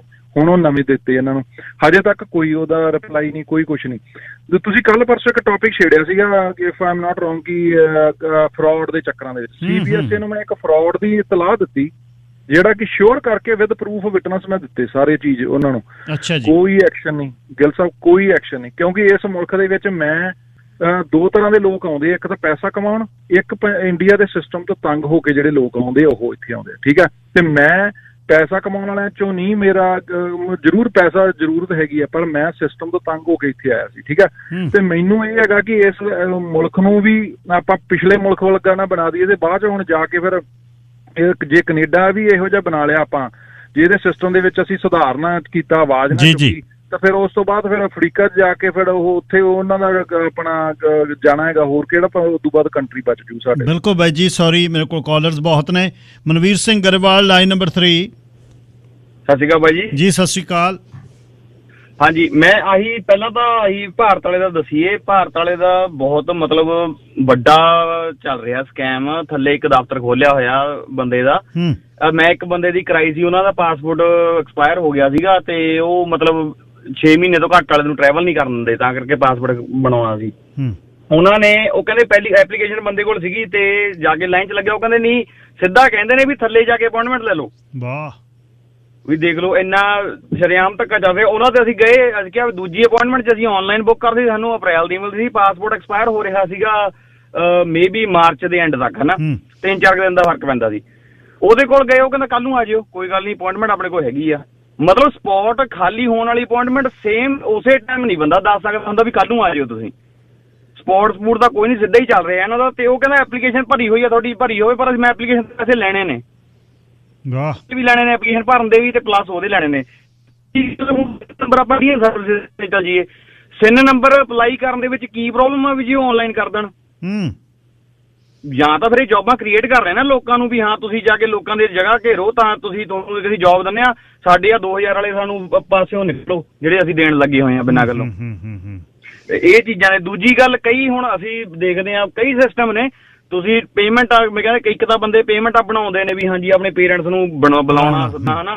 ਹਾਂ, ਹੁਣ ਇਹਦੇ 'ਚ ਸਿਸਟਮ ਦੇਖੋ ਜੀ, ਇੱਕ ਜਣਾ ਕਵਰ ਹੁੰਦਾ ਜਿਹੜਾ ਇਮੀਗ੍ਰੇਸ਼ਨ ਵਾਲਾ, ਜੇ ਕਹਿੰਦੇ ਟੈਂਪਰੇਰੀ ਨੂੰ ਇਹ ਮੈਡੀਕਲ ਨਹੀਂ ਕਵਰ ਕਰਦੇ ਹੈਗੇ, ਤੇ ਅਸੀਂ ਪ੍ਰਾਈਵੇਟ ਇੰਸ਼ੋਰੈਂਸ ਲੈ ਕੇ ਆਪਣੇ ਮਾਪੇ ਸੱਦਦੇ ਆ। ਜੇ ਉਹੀ ਸਰਕਾਰ ਲੈ ਲਵੇ ਪੈਸੇ ਸਾਡੇ ਕੋਲੋਂ। ਜੇ ਇੱਕ ਗੱਲ ਕਰਦੇ ਸੀ, ਇੱਕ ਦਿਨ ਮੇਰੀ ਆਪਣੇ MP ਨਾਲ ਕਿਸੇ ਨਾਲ ਗੱਲ ਹੁੰਦੀ ਸੀ, ਐਬਸਫੋਰਡ ਵਾਲੇ ਨਾਲ, ਗੋਰੇ ਨਾਲ, ਤੇ ਉਹ ਕਹਿੰਦਾ ਵੀ ਇਹ ਅਸੀਂ ਕਵਰ ਨਹੀਂ ਕਰ ਸਕਦੇ। ਮੈਂ ਕਿਹਾ ਜਦੋਂ ਸਟੂਡੈਂਟ ਵੀ ਤਾਂ ਟੈਂਪਰੇਰੀ ਹੀ ਨੇ, ਵਰਕ ਪਰਮਿਟ ਵਾਲੇ ਵੀ ਟੈਂਪਰੇਰੀ, ਜਦ ਤੁਸੀਂ ਉਹਨੂੰ ਮੈਡੀਕਲ ਸਿਸਟਮ 'ਚ ਪਾ ਸਕਦੇ, ਸਾਡੇ ਪੇਰੈਂਟਸ ਨੂੰ ਕਿਉਂ ਨਹੀਂ ਪਾ ਸਕਦੇ? ਪਲੱਸ ਅਸੀਂ $80,000 ਟੈਕਸ ਦੇ ਰਹੇ ਹਾਂ ਪਰ ਈਅਰ, ਇਨਕਲੂਡਿੰਗ ਕੰਪਨੀ ਤੇ ਇਨਕਲੂਡਿੰਗ ਪਰਸਨਲ ਪਾ ਕੇ। ਸਾਡੇ ਤਾਂ ਵੈਸੇ ਹੀ ਸਾਨੂੰ ਫ੍ਰੀ ਮਿਲਣਾ ਚਾਹੀਦਾ, ਜੇ ਜਿੰਨੀ ਕਿ ਸਾਡੀ ਅਸੀਂ ਹੱਕਦਾਰ ਬਣਦੇ ਹਾਂ। ਅਸੀਂ ਇਹ ਨਹੀਂ ਕਹਿੰਦੇ ਸਾਨੂੰ PR ਮੰਗਾ ਦਿਓ, ਸਾਡੇ ਘਰ ਦੇ ਮੰਗਾ ਦਿਓ, ਬਸ। ਉਹ ਸਿਰਫ ਕੰਮ ਨਾ ਕਰ ਸਕਦੇ ਹੋਣ, ਕੋਈ ਪੈਨਸ਼ਨ ਨਾ ਮਿਲੇ, ਬਸ ਉਹਨਾਂ ਦਾ ਮੈਡੀਕਲ ਕਵਰ ਹੋਵੇ, ਪੇਮੈਂਟਾਂ ਵੀ ਲੈ ਲਓ ਉਹਦੀਆਂ। ਬਿਲਕੁਲ ਠੀਕ। ਸਿਸਟਮ ਬਹੁਤ ਜ਼ਿਆਦਾ ਗਰਕ ਚੁੱਕਿਆ ਜੀ। Thank you Manveer. ਕਰਨ ਬਸਰਾਨ ਜੀ। ਗਿੱਲ ਸਾਹਿਬ ਜੌਬ ਇਨੋਵੇਸ਼ਨ ਕਰ ਰਹੇ ਆ, ਟਰੂਡੋ ਸਾਹਿਬ, ਹਾਈ ਪੇਇੰਗ $500 ਇੱਕ ਦਿਨ ਦਾ। ਸੋ ਰਿਸੈਸ਼ਨ ਆ ਰਿਹਾ ਹੈਗਾ, ਉਹਨਾਂ ਨੂੰ ਬੜਾ ਫਿਕਰ ਆ ਕਿ ਹਾਈ ਪੇਇੰਗ ਜੌਬਾਂ ਜਿਹੜੀਆਂ ਹੈਗੀਆਂ ਉਹ ਕਰਨਗੇ, ਫਿਰ G7 ਦੇ ਵਿੱਚੋਂ ਮੋਹਰੀ ਕੰਟਰੀ ਬਣੂਗੀ ਨਾ। ਗੱਲ ਹੈਗੀ ਇਹ ਗਿੱਲ ਸਾਹਿਬ, ਔਰੋਂ ਕੋ ਨਸੀਹਤ ਖੁਦ ਮੀਆਂ ਫਜੀਹਤ। ਲੋਕਾਂ ਨੂੰ ਨਸੀਹਤਾਂ ਦੇਣੀਆਂ ਤੇ ਆਪ ਫਜੀਹਤ ਵਿੱਚ ਫਸੇ ਹੋਏ ਆ ਸਾਡੇ ਟਰੂਡੋ ਸਾਹਿਬ। ਜਾਂ ਇਹ ਕਹਿ ਸਕਦੇ ਆ ਹੁਣ ਤਾਂ ਸਿਚੁਏਸ਼ਨ ਇਹ ਆ ਗਈ ਆ ਕਿ ਰੋਮ ਜਲ ਰਿਹਾ ਸੀ ਤੇ ਨੀਰੋ ਬੰਸਰੀ ਵਜਾ ਰਿਹਾ ਸੀਗਾ। ਇਹ ਬਿਲਕੁਲ ਨੀਰੋ ਵਾਲਾ ਹਾਲ ਸਾਡੇ ਪ੍ਰਧਾਨ ਮੰਤਰੀ ਸਾਹਿਬ ਦਾ ਜਿਹੜਾ ਹੋਇਆ ਪਿਆ। ਇਹਨਾਂ ਨੂੰ ਕੋਈ ਪਰਵਾਹ ਨਹੀਂ ਹੈਗੀ। ਸਹੀ ਗੱਲ ਆ ਕਿ ਉੱਥੇ G7 ਮੁਲਕਾਂ ਦੀ ਮੀਟਿੰਗ ਵਿੱਚ ਜਾ ਕੇ ਮਤਲਬ ਹੈਰਾਨਗੀ ਇਸ ਗੱਲ ਦੀ ਆ ਕਿ ਜੌਬਾਂ ਬੰਦੇ ਹਾਇਰ ਕਰੋ, ਜੌਬਾਂ ਦਿਓ ਲੋਕਾਂ ਨੂੰ। ਹਰੇਕ ਆਪਾਂ ਤਾਂ ਸਰਵਿਸ ਕੈਨੇਡਾ ਦੀ ਤੁਸੀਂ ਪਾਸਪੋਰਟ ਆਫਿਸ ਦੀ ਗੱਲ ਕਰਦੇ ਆ, ਜਿਹੜੀਆਂ ਦੱਸ ਕੇ ਗਏ ਹੈਗੇ ਆ BLS ਵਗੈਰਾ ਜੋ ਵੀ ਹੈਗਾ ਆ, ਕੋਈ ਹੈ ਹੀ ਨਹੀਂ, ਕਿਸੇ ਕੋਲ ਪਾਵਰ ਹੀ ਨਹੀਂ ਹੈਗੀ ਕਿ ਇਸ ਤਰ੍ਹਾਂ ਕਰਪਸ਼ਨ ਹੋ ਰਹੀ ਆ ਅੰਦਾ ਧੁੰਦ ਇਹ। ਔਰ CRA ਦੇ ਵਿੱਚ ਤੁਹਾਡੇ ਕੋਈ ਫੋਨ ਕਰ ਕਰਕੇ ਤੁਸੀਂ ਥੱਕ ਜਾਂਦੇ ਆ, ਫੋਨ ਕਰ ਕਰਕੇ ਥੱਕ ਜਾਂਦੇ ਆ, ਹਨਾ। ਔਰ RCMP ਵਿੱਚ ਦੇਖੋ, ਆਪਾਂ ਆਲਵੇਜ਼ ਗੱਲ ਕਰਦੇ ਆ ਕਿ ਕਿੰਨੀਆਂ ਜੌਬਾਂ ਆ, ਨੌਜਵਾਨ ਇੱਥੇ ਫਿਰ ਰਹੇ ਹੈਗੇ ਆ, ਸਾਡੇ ਬੱਚੇ ਆ ਜਿਹੜੇ ਕਿਸੇ ਵੀ ਕਮਿਊਨਿਟੀ ਦੇ ਹੋਣ ABCD, ਉਹਨਾਂ ਨੂੰ ਭਰਤੀ ਕਰੋ ਤੁਸੀਂ, CRA ਵਿੱਚ ਭਰਤੀ ਕਰੋ। ਜਿਹੜਾ ਆਹ ਫਰੌਡੀਏ ਜਿਹੜੇ ਜਿਨ੍ਹਾਂ ਦੇ ਘਰਾਂ ਵਿੱਚੋਂ ਪੈਸੇ ਮਿਲਦੇ ਆ ਕੈਸ਼ 5-5 6-6 ਲੱਖ ਡਾਲਰ, ਉਹਦਾ ਕੋਈ ਕੁੰਡਾ ਜਿੰਦਾ ਹੋਵੇ, ਉਹ ਗੌਰਮੈਂਟ ਦੇ ਖਾਤੇ ਵਿੱਚ ਜਾਣ ਪੈਸੇ। ਉਹ ਜਿਹੜੇ ਆਪਣੇ ਪਿਛਲੀ ਵਾਰੀ ਜਿਹੜੇ ਇਮੀਗ੍ਰੇਸ਼ਨ ਮਿਨਿਸਟਰ ਕਹਿੰਦੇ ਹੁੰਦੇ ਸੀਗੇ ਹੁਸੈਨ ਸਾਹਿਬ ਕਿ ਜੀ GDP ਦੇ ਵਿੱਚ ਇੰਨਾ ਜਿਹੜਾ ਹੈਗਾ ਇਨਵੈਂਸ਼ਨ ਹੁੰਦੀ ਆ ਲੰਬਰ ਨਾਲੋਂ ਵੀ ਜ਼ਿਆਦਾ, ਉਹ ਪੇਪਰਾਂ ਵਿੱਚ ਹੀ ਸੀਗਾ। ਉਹ ਪੈਸਾ ਤਾਂ ਏਦਾਂ ਬੰਦ ਹੋ ਜਾਂਦਾ ਸੀਗਾ ਸਾਰਾ ਹੀ। ਉਹ ਫਰਜ਼ੀ ਕਾਲਜ, ਫਰਜ਼ੀ ਯੂਨੀਵਰਸਿਟੀਆਂ, ਫਰਜ਼ੀ ਇਮੀਗ੍ਰੇਸ਼ਨ ਦੇ LMIA ਦੇ ਪੇਪਰ, ਉਹ ਗੌਰਮੈਂਟ ਨੂੰ ਥੋੜ੍ਹਾ ਟੈਕਸ ਦਿੰਦੇ ਸੀ। ਉਹ ਹੁਣ 65 ਮਿਲੀਅਨ ਦੀ ਹੁਣ ਬਿਲਡਿੰਗਾਂ ਹੀ ਖਰੀਦਣੀਆਂ ਉਹ ਲੋਕਾਂ ਨੇ। ਉਹ ਪੈਸਾ ਤਾਂ ਇਹਨਾਂ ਦੇ ਕੋਲ ਹੈ ਸਾਰਾ ਉਹ। ਔਰ ਉਹ ਟੈਕਸ ਵੀ ਨਹੀਂ ਦਿੰਦੇ। ਸ਼ੈਲ ਕੰਪਨੀਆਂ ਬਣਾਈਆਂ ਕਿ ਨੰਬਰਿੰਗ ਕੰਪਨੀਆਂ ਬਣਾਈਆਂ ਆ, ਉਹ ਗਵਰਨਮੈਂਟ ਨੂੰ ਇੱਕ ਦੁੱਕੀ ਨਹੀਂ ਦਿੰਦੇ ਹੈਗੇ। ਔਰ ਜਿਹੜਾ ਇੱਕ ਬੰਦਾ ਹਾਰਡ ਵਰਕ ਕਰਦਾ ਹੈਗਾ ਆ ਉਹਦਾ ਪਹਿਲਾਂ ਟੈਕਸ ਕੱਟ ਹੁੰਦਾ, ਫਿਰ ਉਹਦੇ ਜੇਬ 'ਚ ਪੈਸੇ ਪੈਂਦੇ ਆ ਵਿਚਾਰੇ ਦੇ ਆਮ। ਸੋ ਇਹ ਗੱਲਾਂ ਗਿੱਲ ਸਾਹਿਬ ਗੱਲ ਤਾਂ ਹੈਗੀ ਆ ਕਿ ਲੋਕਾਂ ਨੂੰ ਥੋੜਾ ਜਿਹਾ ਆਪਾਂ ਮੈਂਬਰ ਪਾਰਲੀਮੈਂਟ ਨੂੰ ਕਹਿੰਦੇ ਆ ਜਾਂ MLA ਨੂੰ ਕਹਿੰਦੇ ਹੈਗੇ ਆ, ਇਹ ਇੱਕ ਜਿਹੜਾ ਹੈਗਾ ਨਾ ਇਹਨਾਂ ਦਾ ਪਾਰਟੀ ਦਾ ਕਿ ਤੁਸੀਂ ਬੋਲ ਹੀ ਨਹੀਂ ਸਕਦੇ ਹੈਗੇ। ਬਸ ਉਹਨਾਂ ਨੂੰ ਪਾਰਲੀਮੈਂਟ ਵਿੱਚ ਆਪਣੀ ਮੈਜੋਰਟੀ ਚਾਹੀਦੀ ਆ। ਕਿੰਨਾ ਹਾਸੋਹੀਣੇ ਤਰੀਕਾ ਹੈ ਕਿ ਜਿਹੜਾ ਅੱਧੀਆਂ ਸੀਟਾਂ ਤੋਂ ਵੱਧ ਲੈ ਗਿਆ, ਚਾਹੇ ਵੋਟ ਪਰਸੈਂਟੇਜ ਉਹਨੂੰ ਕੁਛ ਵੀ ਹੋਵੇ, ਸੋ ਉਹ ਪ੍ਰਧਾਨ ਮੰਤਰੀ ਬਣ ਜਾਂਦਾ ਆ। ਕਿਊਬੈਕ ਚੋਂ ਤੇ ontario ਵਿੱਚੋਂ ਜਿੱਤ ਕੇ ਪ੍ਰਧਾਨ ਮੰਤਰੀ ਬਣ ਜਾਂਦੇ ਆ। ਕੈਨੇਡਾ ਦੇ ਵਿੱਚ 2 ਸਟੇਟਾਂ ਵਿੱਚ, ਜਿੱਦਾਂ ਇੰਡੀਆ ਵਿੱਚ UP ਜਿੱਤ ਲਈ, ਬਿਹਾਰ ਜਿੱਤ ਲਿਆ, ਥੋੜਾ ਬਹੁਤ MP ਜਿੱਤ ਲਿਆ, ਉਹੀ ਸਾਰੀ ਇੰਡੀਆ ਦੇ ਰਾਜ ਕਰੀ ਜਾਂਦੇ ਆ। ਥੈਂਕ ਯੂ ਵੀਰ ਜੀ। ਸੌਰੀ, ਹਾਕਮ ਸਿੰਘ ਧਾਲੀਵਾਲ ਜੀ। ਸਤਿ ਸ੍ਰੀ ਅਕਾਲ ਜੀ। ਸਤਿ ਸ੍ਰੀ ਅਕਾਲ ਧਾਲੀਵਾਲ ਸਾਹਿਬ। ਗਿੱਲ ਸਾਹਿਬ ਕਹਿੰਦੇ ਆ ਵੀ ਆਪਾਂ ਇੰਡੀਆ ਬਣਾ ਨਾ ਦਈਏ, ਮੇਰਾ ਤਾਂ ਖਿਆਲ ਆ ਬਣਿਆ ਹੋਇਆ। ਅਸੀਂ ਤਾਂ ਵੋਟਾਂ ਉਹਨਾਂ ਨੂੰ ਪਾਉਣਾ ਜਿਹੜਾ ਸਾਡੇ ਭੋਗ ਤੇ ਆਵੇ ਤੇ ਜਿਹੜਾ ਸਾਡੇ ਵਿਆਹ ਸ਼ਾਦੀ ਤੇ ਆਵੇ। ਅਸੀਂ ਵੋਟਾਂ ਉਸ ਕਰਕੇ ਪਾਉਣੇ ਆ ਵੀ ਇਹ ਠੀਕ ਆ। ਅਸੀਂ ਇਸ ਕਰਕੇ ਨਹੀਂ ਪਾਉਂਦੇ ਵੀ ਸਾਡੀ ਆਵਾਜ਼ ਬਣ ਕੇ ਆਟਮਾ ਵਿੱਚ ਆਵੇ। ਮੈਂ ਮਿਸ਼ਨ ਗਿਆ ਕਿਸੇ ਪਾਰਟ ਤੇ। ਅੱਛਾ ਜੀ। 10:30 ਵਜੇ ਦਾ ਮੈਂ ਬੈਠਾ ਉੱਥੇ। MP ਗਿਆ ਜਿਹਦਾ ਉਹ ਏਰੀਆ ਹੀ ਨਹੀਂ ਹੈ। ਅੱਛਾ। ਤੇ ਜਦੋਂ 12:15 ਵਜੇ ਦੇਗ ਵਰਤਾਈ, ਦੇਗ ਹੱਥ ਤੇ ਉਧਰ ਅਨਾਉਂਸਮੈਂਟ ਹੋ ਗਈ ਵੀ MP ਸਾਹਿਬ ਬੋਲਣਗੇ। ਅੱਛਾ। ਫਟਾਫਟ ਗੋਲੀ ਵੱਟ ਕੇ ਮੂੰਹ 'ਚ ਸੱਟ ਕੇ ਤੇ ਹੱਥ ਮਲ ਕੇ ਜਾ ਕੇ ਮਾਈਕ ਤੇ ਖੜ ਗਏ। ਅਸੀਂ ਤਾਂ ਫਿਰ ਉੱਠ ਕੇ ਤੁਰ ਕੇ, ਕਿਉਂ 2 ਘੰਟੇ ਸਾਨੂੰ ਬੈਠੇ ਨੂੰ ਹੋ ਗਏ ਸੀ। ਅਸੀਂ ਤਾਂ ਬਹੁਤ, ਅਸੀਂ ਆਲਰੇਡੀ ਇਹ ਕਰ ਚੁੱਕੇ ਹਾਂ ਹਾਲ ਪੰਜਾਬ ਵਾਂਗੂ ਵੀ ਸਾਡੇ ਭੋਗਾਂ ਤੇ ਆਉਣ, ਸਾਡੇ ਅਫਸੋਸ ਕੰਮ ਆਉਣ, ਤੇ ਅਸੀਂ ਆਪਦੇ ਕੰਮਾਂ ਦੀ ਖਾਤਰ ਨਹੀਂ ਇਹਨਾਂ ਨੂੰ ਚੁਣ ਰਹੇ। ਹੁਣ ਐਗਜ਼ਾਮਪਲ ਦਿੰਦਾ ਵੀ ਹਰ ਵਾਰੀ ਅਨਾਉਂਸਮੈਂਟ ਹੁੰਦੀ ਆ ਵੀ ਸੀਨੀਅਰਾਂ ਨੂੰ ਹੋਰ ਵਧਾਈ ਜਾਊਗੀ ਪੈਨਸ਼ਨ ਜੀ। 50% ਤੋਂ ਉੱਪਰ ਪ੍ਰਾਈਸਾਂ ਵੱਧ ਗਈਆਂ ਗਰੋਸਰੀ ਦੀਆਂ, ਰੈਂਟ ਕਿੰਨੇ ਹੋ ਗਏ ਆ ਜੀ। ਤੇ ਇਹਨਾਂ ਨੇ ਮੈਨੂੰ ਨਹੀਂ ਪਤਾ ਕਿਸੇ ਹੋਰ ਦਾ $40 ਮੇਰੀ ਪੈਨਸ਼ਨ ਵਧੀ ਆ 2-3 ਸਾਲਾਂ 'ਚ। ਜਿਹੜੇ ਬੰਦੇ ਨੇ 40 ਸਾਲ ਕੰਮ ਕੀਤਾ, ਟੈਕਸ ਪੇ ਕੀਤਾ ਜੀ ਜੀ, ਇਹ ਇੱਕ ਪਾਰਟੀ ਦਾ ਨਹੀਂ ਸਭ ਦਾ ਹਾਲ ਆ। NDP ਨੇ ਆਹ ਟੈਨਰ ਵਾਲਾ 4 ਮਿਲੀਅਨ ਖਰਚ ਹੋਇਆ, 5 ਮਿਲੀਅਨ ਖਰਚ ਹੋਇਆ ਤਾਂ ਰਿਜੈਕਟ ਕਰਤਾ। ਉਹ ਹੁਣ ਤੱਕ ਉਹਦਾ ਕੁਛ ਹੋਇਆ ਨਹੀਂ। ਬਿਲਕੁਲ। ਤੇ ਜਿਹੜਾ $100 ਇਹ ਪ੍ਰੋਵਿੰਸ ਦਿੰਦੇ ਸੀ ਸੀਨੀਅਰਾਂ ਨੂੰ, ਉਹ ਵੀ ਇਹਨਾਂ ਨੇ ਕੱਟਤਾ। ਇਹ ਰਾਜੇ ਮਹਾਰਾਜਿਆਂ ਨੂੰ ਰਹਿ ਰਹੇ ਆ ਵੀ ਜੇ ਅਸੀਂ ਨਾ ਸੰਭਲੇ, ਵੋਟਾਂ ਮੁੱਕੇ ਨਾ ਧਿਆਨ ਦਿੱਤਾ ਤਾਂ ਸਾਡਾ ਇਦੋਂ ਵੀ ਬੁਰਾ ਹਾਲ ਹੋਣਾ ਵਾ। ਧੰਨਵਾਦ ਸਮਾਂ ਦੇ। ਧੰਨਵਾਦ ਜੀ ਧਾਲੀਵਾਲ ਸਾਹਿਬ। ਭੂਸ਼ਣ ਜੀ, ਲਾਈਨ ਨੰਬਰ 1। ਗਿੱਲ ਸਾਹਿਬ ਮੇਰੀ ਆਵਾਜ਼ ਹੈ ਜੀ? ਜੀ ਜੀ ਤੁਹਾਡੀ ਜੀ। ਗਿੱਲ ਸਾਹਿਬ ਸਤਿ ਸ਼੍ਰੀ ਅਕਾਲ ਜੀ। ਗਿੱਲ ਸਾਹਿਬ ਤੁਹਾਡਾ ਵਿਸ਼ਾ ਤਾਂ ਬਹੁਤ ਵਧੀਆ ਹੈਗਾ ਤੇ ਮੈਂ ਫੋਨ ਤਾਂ ਕਦੀ ਕਰਦਾ। ਉਹ ਗਿੱਲ ਸਾਹਿਬ ਮੈਂ ਤਾਂ ਇਹ ਕਹਿਣਾ ਚਾਹੁੰਦਾ ਟਰੂਡੋ ਸਾਹਿਬ ਨੂੰ ਰਿਸਪੈਕਟ ਨੂੰ ਕਿ ਆਪਣਾ ਟਰੂਡੋ ਸਾਹਿਬ ਲੰਬੜਦਾਰੀ ਛੱਡ ਦੋ। ਪਹਿਲਾਂ ਆਪਣੇ ਘਰ ਦਾ ਸਵਾਰ ਲਈਏ। ਆਪਾਂ ਲੋਕਾਂ ਨੂੰ ਮੱਤਾ ਦੇਈ ਜਾਂਦੇ ਹੈਗੇ ਆ। ਤੁਸੀਂ ਕੋਈ ਅਦਾਰਾ ਲੈ ਲਓ, ICBC ਲੈ ਲਓ, ਸਰਵਿਸ ਕੈਨੇਡਾ ਲੈ ਲਓ, ਪਾਸਪੋਰਟ ਦਫ਼ਤਰ ਲੈ ਲਓ, ਮੈਡੀਕਲ ਸੈਂਟਰ ਲੈ ਲਓ, ਦੱਸ ਤਾਂ ਦਿਓ ਕਿਤੇ ਤੁਹਾਨੂੰ ਸਹੂਲਤ ਪ੍ਰੋਪਰ ਮਿਲਦੀ ਹੈਗੀ ਹੈ। ਗਿੱਲ ਸਾਹਿਬ ਆ ਤੁਹਾਡੇ ਕਾਲਰ ਪਹਿਲਾਂ ਕਹਿ ਕੇ ਕਿ 2020 ਦੀ ਮੈਂ ਸਿਟੀਜ਼ਨ ਅਪਲਾਈ ਕੀਤੀ, ਮੈਂ ਤੋਂ ਪਹਿਲਾਂ ਵੀ ਕੁੰਨੀ ਵਾਲੇ ਬੈਠੇ ਹੈਗੇ ਆ। ਮੈਂ ਤਾਂ ਆਪ ਰੋਈ ਜਾਂਦਾ। ਕਮਾਲ ਹੋ ਗਈ, ਬੁਰਾ ਹਾਲ ਹੋਇਆ ਪਿਆ ਹੈਗਾ। ਆਪਾਂ ਲੋਕਾਂ ਨੂੰ ਤਾਂ ਜਾ ਕੇ G7 ਕੰਟਰੀਆਂ ਦੇ ਜਾ ਕੇ ਬੈਠਦੇ ਹੈਗੇ ਆ। ਇਨਫੋਰਮੇਸ਼ਨ ਰੇਟ ਕਿੱਥੇ ਪਹੁੰਚ ਗਿਆ ਹੈਗਾ। ਮੈਂ ਟਰੂਡੋ ਸਾਹਿਬ ਨੂੰ ਬੇਨਤੀ ਕਰਦਾ, ਆਪਾਂ ਇਮੀਗ੍ਰੈਂਟ ਨੂੰ ਸੱਦੀ ਜਾਂਦੇ ਹੈਗੇ ਆ। ਮਾੜੀ ਗੱਲ ਨਹੀਂ, ਸੱਦਣਾ ਚਾਹੀਦਾ। ਉਹ ਆਪਾਂ ਜਦ ਜਾਰੀਆਂ ਉਂਠਾਂ ਲਾਉਣੀਆਂ ਪੈਂਦੀਆਂ, ਦਰਵਾਜ਼ੇ ਥੋੜੇ ਬੜੇ ਰੱਖਣੇ ਪੈਂਦੇ ਹੈਗੇ। ਦਰਵਾਜ਼ੇ ਬੜੇ ਰੱਖ ਲਓ, ਸਟਾਫ ਨੂੰ ਭਰਤੀ ਕਰ ਲਓ ਤਾਂ ਲੋਕਾਂ ਨੂੰ ਸਹੂਲਤ ਮਿਲੇ। ਟੈਕਸ ਪੇ ਕਾਹਦੇ ਮਨੀ ਦੇਈ ਜਾਂਦੇ ਆਪਾਂ, ਨਹੀਂ ਭਰੀ ਜਾਂਦੇ ਆ ਜਾਂ ਸਹੂਲਤ ਨਹੀਂ ਪ੍ਰੋਪਰ ਮਿਲ ਰਹੀ। ਜੀ ਭੂਸ਼ਣ ਜੀ, ਥੈਂਕ ਯੂ। ਸਿਮਰਨ ਜੀ, ਲਾਈਨ ਨੰਬਰ 3। ਗੱਲ ਤਾਂ ਸਤਿ ਸ਼੍ਰੀ ਅਕਾਲ ਜੀ। ਸਤਿ ਸ਼੍ਰੀ ਅਕਾਲ। ਤੁਸੀਂ ਸਾਰੀਆਂ ਗੱਲਾਂ ਕਵਰ ਕਰਤੇ, ਸਾਰੇ ਕਾਲਰਾਂ ਨੇ ਕਵਰ ਕਰ, ਤੁਸੀਂ ਕਵਰ ਕਰਤੀਆਂ। ਇਹ ਸਿਰਫ ਵੋਟਾਂ ਲੈਣ ਦਾ ਢੰਗ ਬਣਾਇਆ ਹੋਇਆ ਜੀ। ਐਡੀ ਕਰਪਸ਼ਨ, ਹਰ ਪਾਸੇ ਕਰਪਸ਼ਨ ਆ। ਮੈਨੂੰ ਯਾਦ ਆ ਤੁਸੀਂ ਜਦੋਂ ਵੋਟਾਂ ਪਣੀਆਂ ਸੀ, ਮੈਂ ਥੋੜਾ ਜਿਹਾ ਗਰਮੀ 'ਚ ਆ ਗਿਆ ਸੀ, ਉਦੋਂ ਕਿਹਾ ਸੀ ਬਈ ਜੇ ਅਸੀਂ ਵੋਟਾਂ ਪਾ ਇੱਕੋ ਸਰਕਾਰ ਨੂੰ ਚੁਣੀ ਤੁਰੇ ਜਾਂਦੇ ਆ, ਜਿਹੜੇ ਸਾਡੇ ਲਈ ਕਰਦੇ ਕੁਛ ਨਹੀਂ, ਕੱਖ ਨਹੀਂ ਕਰਦੇ, ਹਰ ਥਾਂ ਕਰਪਸ਼ਨ। ਮੈਂ ਤੁਹਾਨੂੰ ਰਾਤ ਦੀ ਗੱਲ ਦੱਸਦਾ, ਮੈਂ ਰਾਤ ਬੇਸਮੈਂਟ ਜੀ ਰੈਂਟ ਤੇ ਜਾਣੀ, ਰੈਂਟ ਤੇ ਪਾਈ, ਐਡ ਪਾਈ।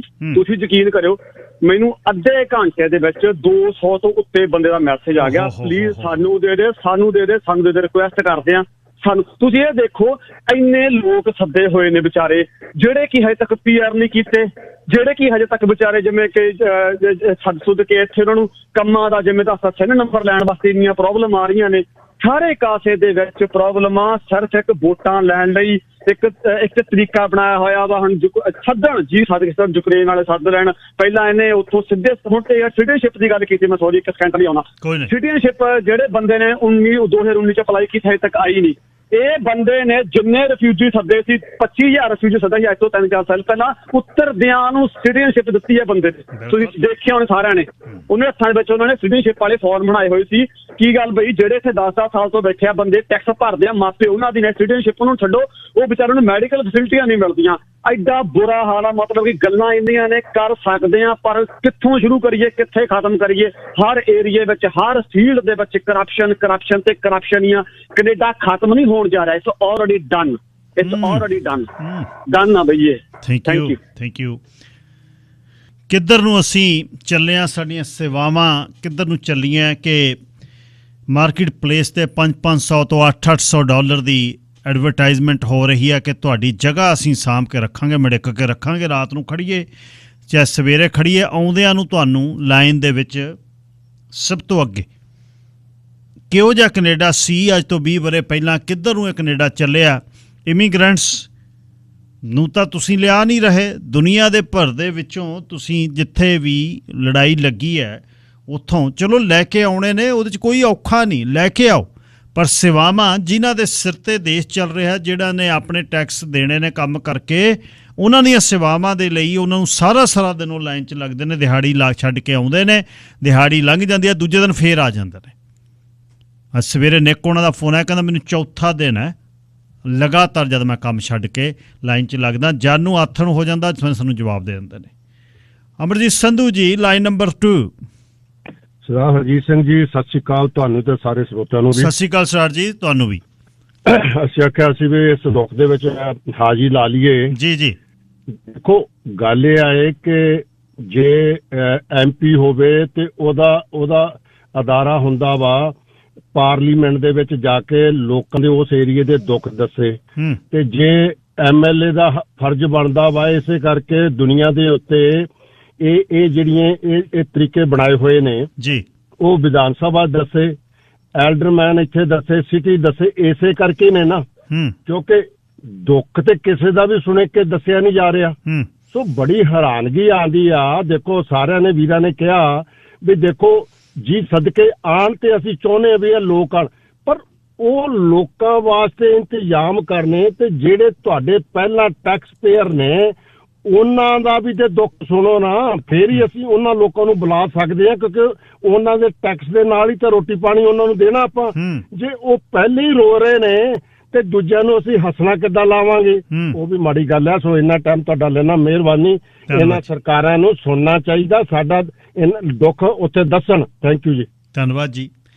ਇਸ ਤੋਂ ਅੱਗੇ ਫਿਰ ਗੱਲ ਇਹ ਹੋਣੀ ਆ, ਦੁਖੀ ਹੋਏ ਲੋਕ ਜਦ ਇੱਥੇ ਤੰਗ ਹੋਏ, ਕਿਉਂਕਿ ਲਾਈਨ ਦੇ ਵਿੱਚ ਉਹਦੇ 'ਚ ਕੌਣ ਖੜਾ ਹੈ ਜਿਸ ਨੇ ਕੋਈ ਪਾਸਪੋਰਟ ਮੰਗਾਉਣਾ, ਜਿਹਨੇ ਸਰਕਾਰੀ ਕੰਮ ਆ, ਉਹਦੇ 'ਚ ਇਹ ਨਹੀਂ ਵੀ ਸਾਰੇ ਇਮੀਗ੍ਰੈਂਟੇ ਖੜੇ ਨੇ। ਉੱਥੇ ਜਿਹੜਾ ਇੱਥੇ ਦਾ ਜੰਪਲ ਜਿਹਨੇ ਪਾਸਪੋਰਟ ਬਣਾਉਣਾ ਉਹ ਵੀ ਖੜਾ ਹੋ ਸਕਦਾ।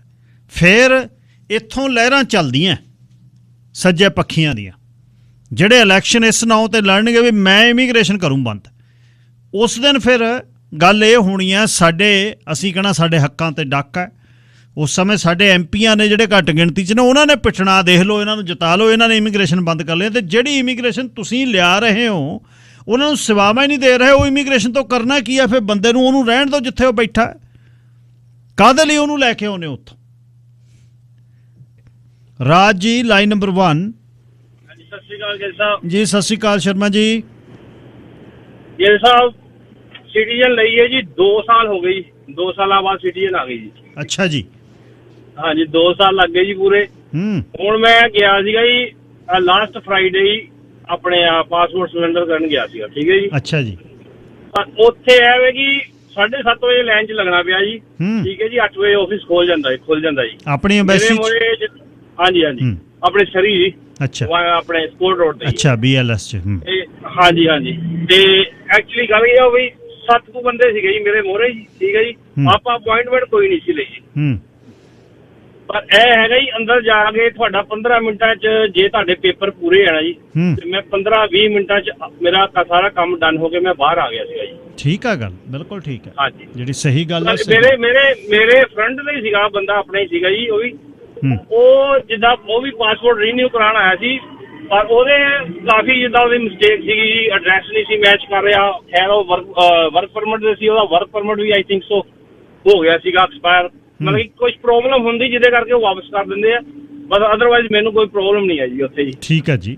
ਬਾਕੀ ਹੋਰ ਇੱਕ ਗੱਲ ਹੈ ਜੀ, ਜਿਹੜੇ ਆਪਾਂ ਆਪਣੇ ਘਰ ਪ੍ਰਾਹੁਣੇ ਸੱਦਣੇ ਹੈ ਜੀ, ਰੋਟੀ ਅਸੀਂ 10 ਬੰਦਿਆਂ ਦੀ ਬਣਾਈ ਹੈ ਜੀ, ਅੱਜ ਅਸੀਂ ਲਈਏ 100 ਬੰਦਾ, ਫਿਰ ਕਿੱਥੋਂ ਖਿਲਾਉਣੀ ਹੈ? ਤੁਹਾਨੂੰ ਪਤਾ ਹੀ ਹੈ ਜੀ, ਫਿਰ ਕਹਿ ਕੇ ਕੀ ਜਾਣਗੇ ਜੀ ਉਹ। ਇਹੀ ਹਾਲ ਹੋ ਰਿਹਾ ਜੀ। ਧਾਲੀਵਾਲ ਜੀ, ਲਾਈਨ ਨੰਬਰ 2। ਬਾਈ ਜੀ ਸਤਿ ਸ਼੍ਰੀ ਅਕਾਲ ਜੀ। ਸਤਿ ਸ਼੍ਰੀ ਅਕਾਲ ਬਾਈ ਜੀ। ਕਿੱਥੋਂ ਸ਼ੁਰੂ ਕੀਤੀ ਜਾਵੇ ਗੱਲ ਪਤਾ ਨਹੀਂ ਲੱਗਦਾ। ਇੱਕ ਤਾਣਾ ਨਹੀਂ, ਇਹਨਾਂ ਨੇ ਤਾਂ ਇੰਨਾ ਕੁ ਕੰਮ ਖਰਾਬ ਕਰ ਰਹੇ ਨੇ ਨਾ, ਜਿਵੇਂ ਹੁਣ ਪੰਜਾਬ ਦੇ ਵਿੱਚ ਆ ਜਿਹੜਾ ਉਹ ਖਰਾਬ ਹੋ ਗਿਆ। ਹਮੇਸ਼ਾ ਹਰੇਕ ਹੀ ਮੈਨੂੰ ਲੱਗਦਾ ਚਾਹੁੰਦਾ ਜਿਹੜਾ ਸੀਐਮ ਆ ਕਿ ਮੈਨੂੰ ਸੁਧਾਰਾ, ਪਰ ਉਹਨੂੰ ਪਤਾ ਹੀ ਨਹੀਂ ਲੱਗਦਾ ਮੈਂ ਕਿੱਥੋਂ ਸ਼ੁਰੂ ਕਰਾਂ, ਖਰਾਬ ਹੀ ਇੰਨਾ ਹੋ ਗਿਆ। ਇਹਨਾਂ ਨੇ ਵੀ ਬਾਈ ਜੀ ਇਹ ਛੱਡੋ, ਇਹ ਤੁਸੀਂ ਦੇਖੋ। ਬਾਕੀ ਤੁਸੀਂ ਐਜੂਕੇਸ਼ਨ ਦਾ ਦੇਖੋ, ਕਿਉਂਕਿ EMPLOYEES ਤਾਂ ਹੀ ਰੱਖੋਗੇ ਨਾ ਇੱਥੋਂ ਵਾਲੇ ਬੱਚਿਆਂ ਨੂੰ, ਜੇ ਆ ਕਿ ਹਾਇਰ ਐਜੂਕੇਸ਼ਨ ਹੋਊਗੀ। ਯੂਨੀਵਰਸਿਟੀਆਂ ਦੇ ਵਿੱਚ ਬਾਈ ਜੀ ਇੰਨਾ ਬੁਰਾ ਹਾਲ ਆ ਕਿ ਜਿਹਦੇ ਕੋਲੇ ਪੈਸੇ ਉਹ ਤਾਂ ਬੰਦਾ ਭੇਜ ਦੂਗਾ ਬਾਹਰ ਬੱਚਾ ਪੜ੍ਹਨ, ਬਾਕੀਆਂ ਨੇ ਪੜ੍ਹਨਾ ਨੀਗਾ। ਇਹ ਤਾਂ ਬਾਈ ਜੀ ਜੇ ਆਪਾਂ ਨਾ ਜਾਗੇ ਨਾ, ਇਹ ਆ ਕਿ ਬਹੁਤ ਬੁਰਾ ਹਾਲ ਹੋ ਜਾਣਾ। ਆਹ ਦੇਖ ਲਓ ਤੁਸੀਂ, ਪ੍ਰੋਵਿੰਸ ਦੇ ਵਿੱਚ ਹੀ ਆਪਾਂ ਨੂੰ ਕੀ ਕਿਹਾ ਸੀ ਇਹਨਾਂ ਨੇ ਕਿ ਹਸਪੀਟਲ ਬਣ ਜਾਣਾ। ਇਹ ਆ ਕਿ ਅੰਡਰਗਰਾਉਂਡ ਬਣ ਰਿਹਾ ਜੀ, ਕੁਛ ਵੀ ਨਹੀਂ ਦੱਸ ਰਿਹਾ ਜੀ। ਕਿਉਂਕਿ ਬਾਈ ਜੀ ਇਹਨਾਂ ਨੂੰ ਪਤਾ ਹੈ ਜਦੋਂ ਸਾਨੂੰ ਲੋੜ ਆ ਅਸੀਂ ਇਹਨਾਂ ਨੂੰ ਕਹਿਣਾ, ਇਹਨਾਂ ਨੇ ਸਾਨੂੰ ਹੀ ਪਾਉਣੀਆਂ ਵੋਟਾਂ, ਕਿਉਂਕਿ ਅਸੀਂ ਪੰਜਾਬੀ ਆ, ਸਾਨੂੰ ਹੀ ਪਾਉਣੀਆਂ। ਬਸ ਇਹਨਾਂ ਦੇ ਦਿਲ 'ਚ ਇਹ ਗੱਲ ਬੈਠ ਗਈ। ਇਹ ਤਾਂ ਜੇ ਅਸੀਂ ਕੁਛ ਕਰਾਂਗੇ, ਆਪਾਂ ਜਾਗਾਂਗੇ ਫੇਰ ਆ, ਨਹੀਂ ਤਾਂ ਫਿਰ ਬਾਈ ਜੀ ਐਂ ਚੱਲਣਾ ਕੰਮ। ਇਹ ਆ ਕਿ ਇੰਨਾ ਕੁ ਖਰਾਬ ਹੋ ਜਾਣਾ। ਜੇ ਕੋਈ ਵਧੀਆ ਬੰਦਾ ਵੀ ਆਊਗਾ ਨਾ, ਉਹ ਤਾਂ ਵੀ ਲੋਟ ਨਹੀਂ ਹੋਣਾਗਾ। ਥੈਂਕ ਯੂ ਵੀਰ ਜੀ। Sir Kultar Singh ji, line number 3। ਵੀਰ ਜੀ ਵਾਹਿਗੁਰੂ ਜੀ ਖਾਲਸਾ, ਵਾਹਿਗੁਰੂ ਜੀ ਖਾਲਸਾ, ਵਾਹਿਗੁਰੂ ਜੀ ਫਤਿਹ ਜੀ। ਵੀਰ ਜੀ ਜੇ ਆਪਾਂ ਇਹਨਾਂ ਦਾ ਵਿਰੋਧ ਨਾ ਕੀਤਾ, ਇਹਨਾਂ ਨੇ ਆਪਾਂ ਨੂੰ ਆਪਣਾ ਜਿਹੜੇ ਟੈਕਸ ਫੇਅਰ ਬੰਦੇ ਹੈਗੇ ਆ, ਸਿਟੀਜ਼ਨ ਹੈਗੇ ਆ, ਉਹਨਾਂ ਦਾ ਕਚੁੰਬਰ ਇਉਂ ਹੀ ਕੱਢਣਾ ਤੇ ਇਹਦਾ ਜਾਗਣਾ ਪੈਣਾ ਆਪਾਂ ਨੂੰ ਵੀ ਇਹਨਾਂ ਦਾ ਵਿਰੋਧ ਕਰੋ, ਕਿਉਂਕਿ ਇਹ ਸਾਡੇ ਵਾਸਤੇ ਕੰਮ ਨਹੀਂ ਕਰ ਰਹੇ। ਇਹ ਕੰਮ ਕਰ ਰਹੇ ਹੈਗੇ ਆ ਵਰਲਡ ਇਕਨੋਮਿਕ ਫੋਰਮ ਵਾਸਤੇ, ਇਹ ਕੰਮ ਕਰ ਰਹੇ ਹੈਗੇ ਆ ਡਿਜੀਟਲ ਕਰੰਸੀ ਵਾਸਤੇ, ਇਹ ਕੰਮ ਕਰਦੇ ਪਏ ਹੈਗੇ ਆ ਨਿਊ ਵਰਲਡ ਆਰਡਰ ਵਾਲਿਆਂ ਵਾਸਤੇ। ਇਹ ਪੂਰੇ ਉਹਨਾਂ ਯਾਨੀ ਕਿ ਅੱਗੇ ਜਾ ਕੇ ਇਹ ਸਿਰ ਨਵਾਉਂਦੇ ਨੇ ਵੀ ਜਿਵੇਂ ਤੁਸੀਂ ਕਹੋਗੇ ਅਸੀਂ ਉਵੇਂ ਕਵਾਂਗੇ। ਤੇ ਇਹ ਆਪਾਂ ਨੂੰ ਇਹਨਾਂ ਦੇ ਖਿਲਾਫ ਖੜਨੇ ਪੈਣਾ। ਜਿਹੜੇ ਬੰਦਾ ਇਹ ਗੱਲ ਕਹਿ ਸਕਦਾ 20 ਲੱਖ ਬੰਦੇ ਨੂੰ ਬਈ ਇਹ ਤਾਂ ਜੀ ਟੈਰਰਿਸਟ ਨੇ, ਜੇ ਕੌਨਵਾਏ ਵਾਲੇ ਚਲੇ ਗਏ ਨੇ, ਇੱਥੋਂ ਓਟਵਾ ਗਏ ਨੇ, 20 ਲੱਖ ਬੰਦਾ ਇਕੱਠਾ ਹੋ ਗਿਆ, ਆਪਣੇ ਹੱਕਾਂ ਲਈ ਗਏ ਨੇ ਉਹ, ਆਪਣੇ ਹੱਕਾਂ ਲਈ। ਮੈਂ ਵੀ ਟਰੱਕ ਚਲਾਉਣਾ ਜੀ, ਮੈਂ ਵੀ ਮੈਂਡੇਟ ਦੇ ਖਿਲਾਫ ਆ, ਮੈਂ ਵੀ ਟੀਕੇ ਦੇ ਖਿਲਾਫ ਆ ਜੀ। ਤੇ ਜੇ ਮੈਂ ਜੇ ਬਾਰਡਰ ਕ੍ਰਾਸ ਕਰਨਾ, ਮੇਰੀ ਤਾਂ ਰੋਜੀ ਰੋਟੀ ਖਤਮ ਹੈ ਨਾ, ਤੇ ਮੇਰਾ ਕੀ ਕਸੂਰ ਹੈ? ਉਹਦੇ ਸਿਟੀਜ਼ਨ ਨੂੰ ਤਾਂ ਇਹ ਨੌਕਰੀ ਦੇ ਨਹੀਂ ਰਹੇ, ਉਹਦੇ ਸਿਟੀਜ਼ਨ ਨੂੰ ਤਾਂ ਕਹਿੰਦੇ ਨੇ ਵੀ ਨਹੀਂ ਤੂੰ ਘਰੇ ਬਹਿ। 20 ਲੱਖ ਬੰਦਾ ਗਿਆ, ਜਿਹਦੇ ਚ 1 ਲੱਖ ਸਾਡਾ ਭਾਈਚਾਰਾ ਵੀ ਸੀਗਾ, 1 ਲੱਖ ਪੂਰਾ ਟਰੱਕ ਸੀਗਾ, ਤੇ ਸਾਰਿਆਂ ਨੂੰ ਨੇ ਗਰਦਾਨ ਦਿੱਤਾ ਜੀ ਇਹ ਤਾਂ ਜੀ ਟੈਰਰਿਸਟ ਨੇ। ਉਹਦੇ ਸਿਟੀਜ਼ਨ ਨੂੰ ਤਾਂ ਟੈਰਰਿਸਟ ਕਹਿ ਦਿੰਦੇ, ਫਿਰ ਇਹਨਾਂ ਤੋਂ ਕੀ ਉਮੀਦ ਰੱਖ ਸਕਦੇ ਸਾਨੂੰ ਇਹ ਦੇਣਗੇ ਫੈਸਿਲਿਟੀਆਂ? ਕਿਉਂਕਿ ਇਹ ਤਾਂ ਵਰਲਡ ਇਕਨੋਮਿਕ ਫੋਰਮ ਦੇ ਜਾ ਕੇ ਝੋਲੇ 'ਚ ਬਹਿੰਦੇ ਨੇ ਜੀ। ਕੁਲਤਾਰ ਸਿੰਘ ਜੀ। ਸਰ ਨਛੱਤਰ ਸਿੰਘ ਸਿੱਧੂ। ਹਾਂਜੀ ਵੀਰ ਜੀ, ਮੈਂ ਨਛੱਤਰ ਕੌਰ। ਹਾਂਜੀ ਭੈਣ ਜੀ, ਸੌਰੀ ਨਛੱਤਰ ਕੌਰ ਜੀ। ਮੈਂ ਦੱਸਣਾ ਸੀ ਵੀਰ ਜੀ ਤੁਹਾਨੂੰ, ਕੱਲ ਨਾ ਮੇਰੀ ਨੂੰਹ ਜਿੱਦਾਂ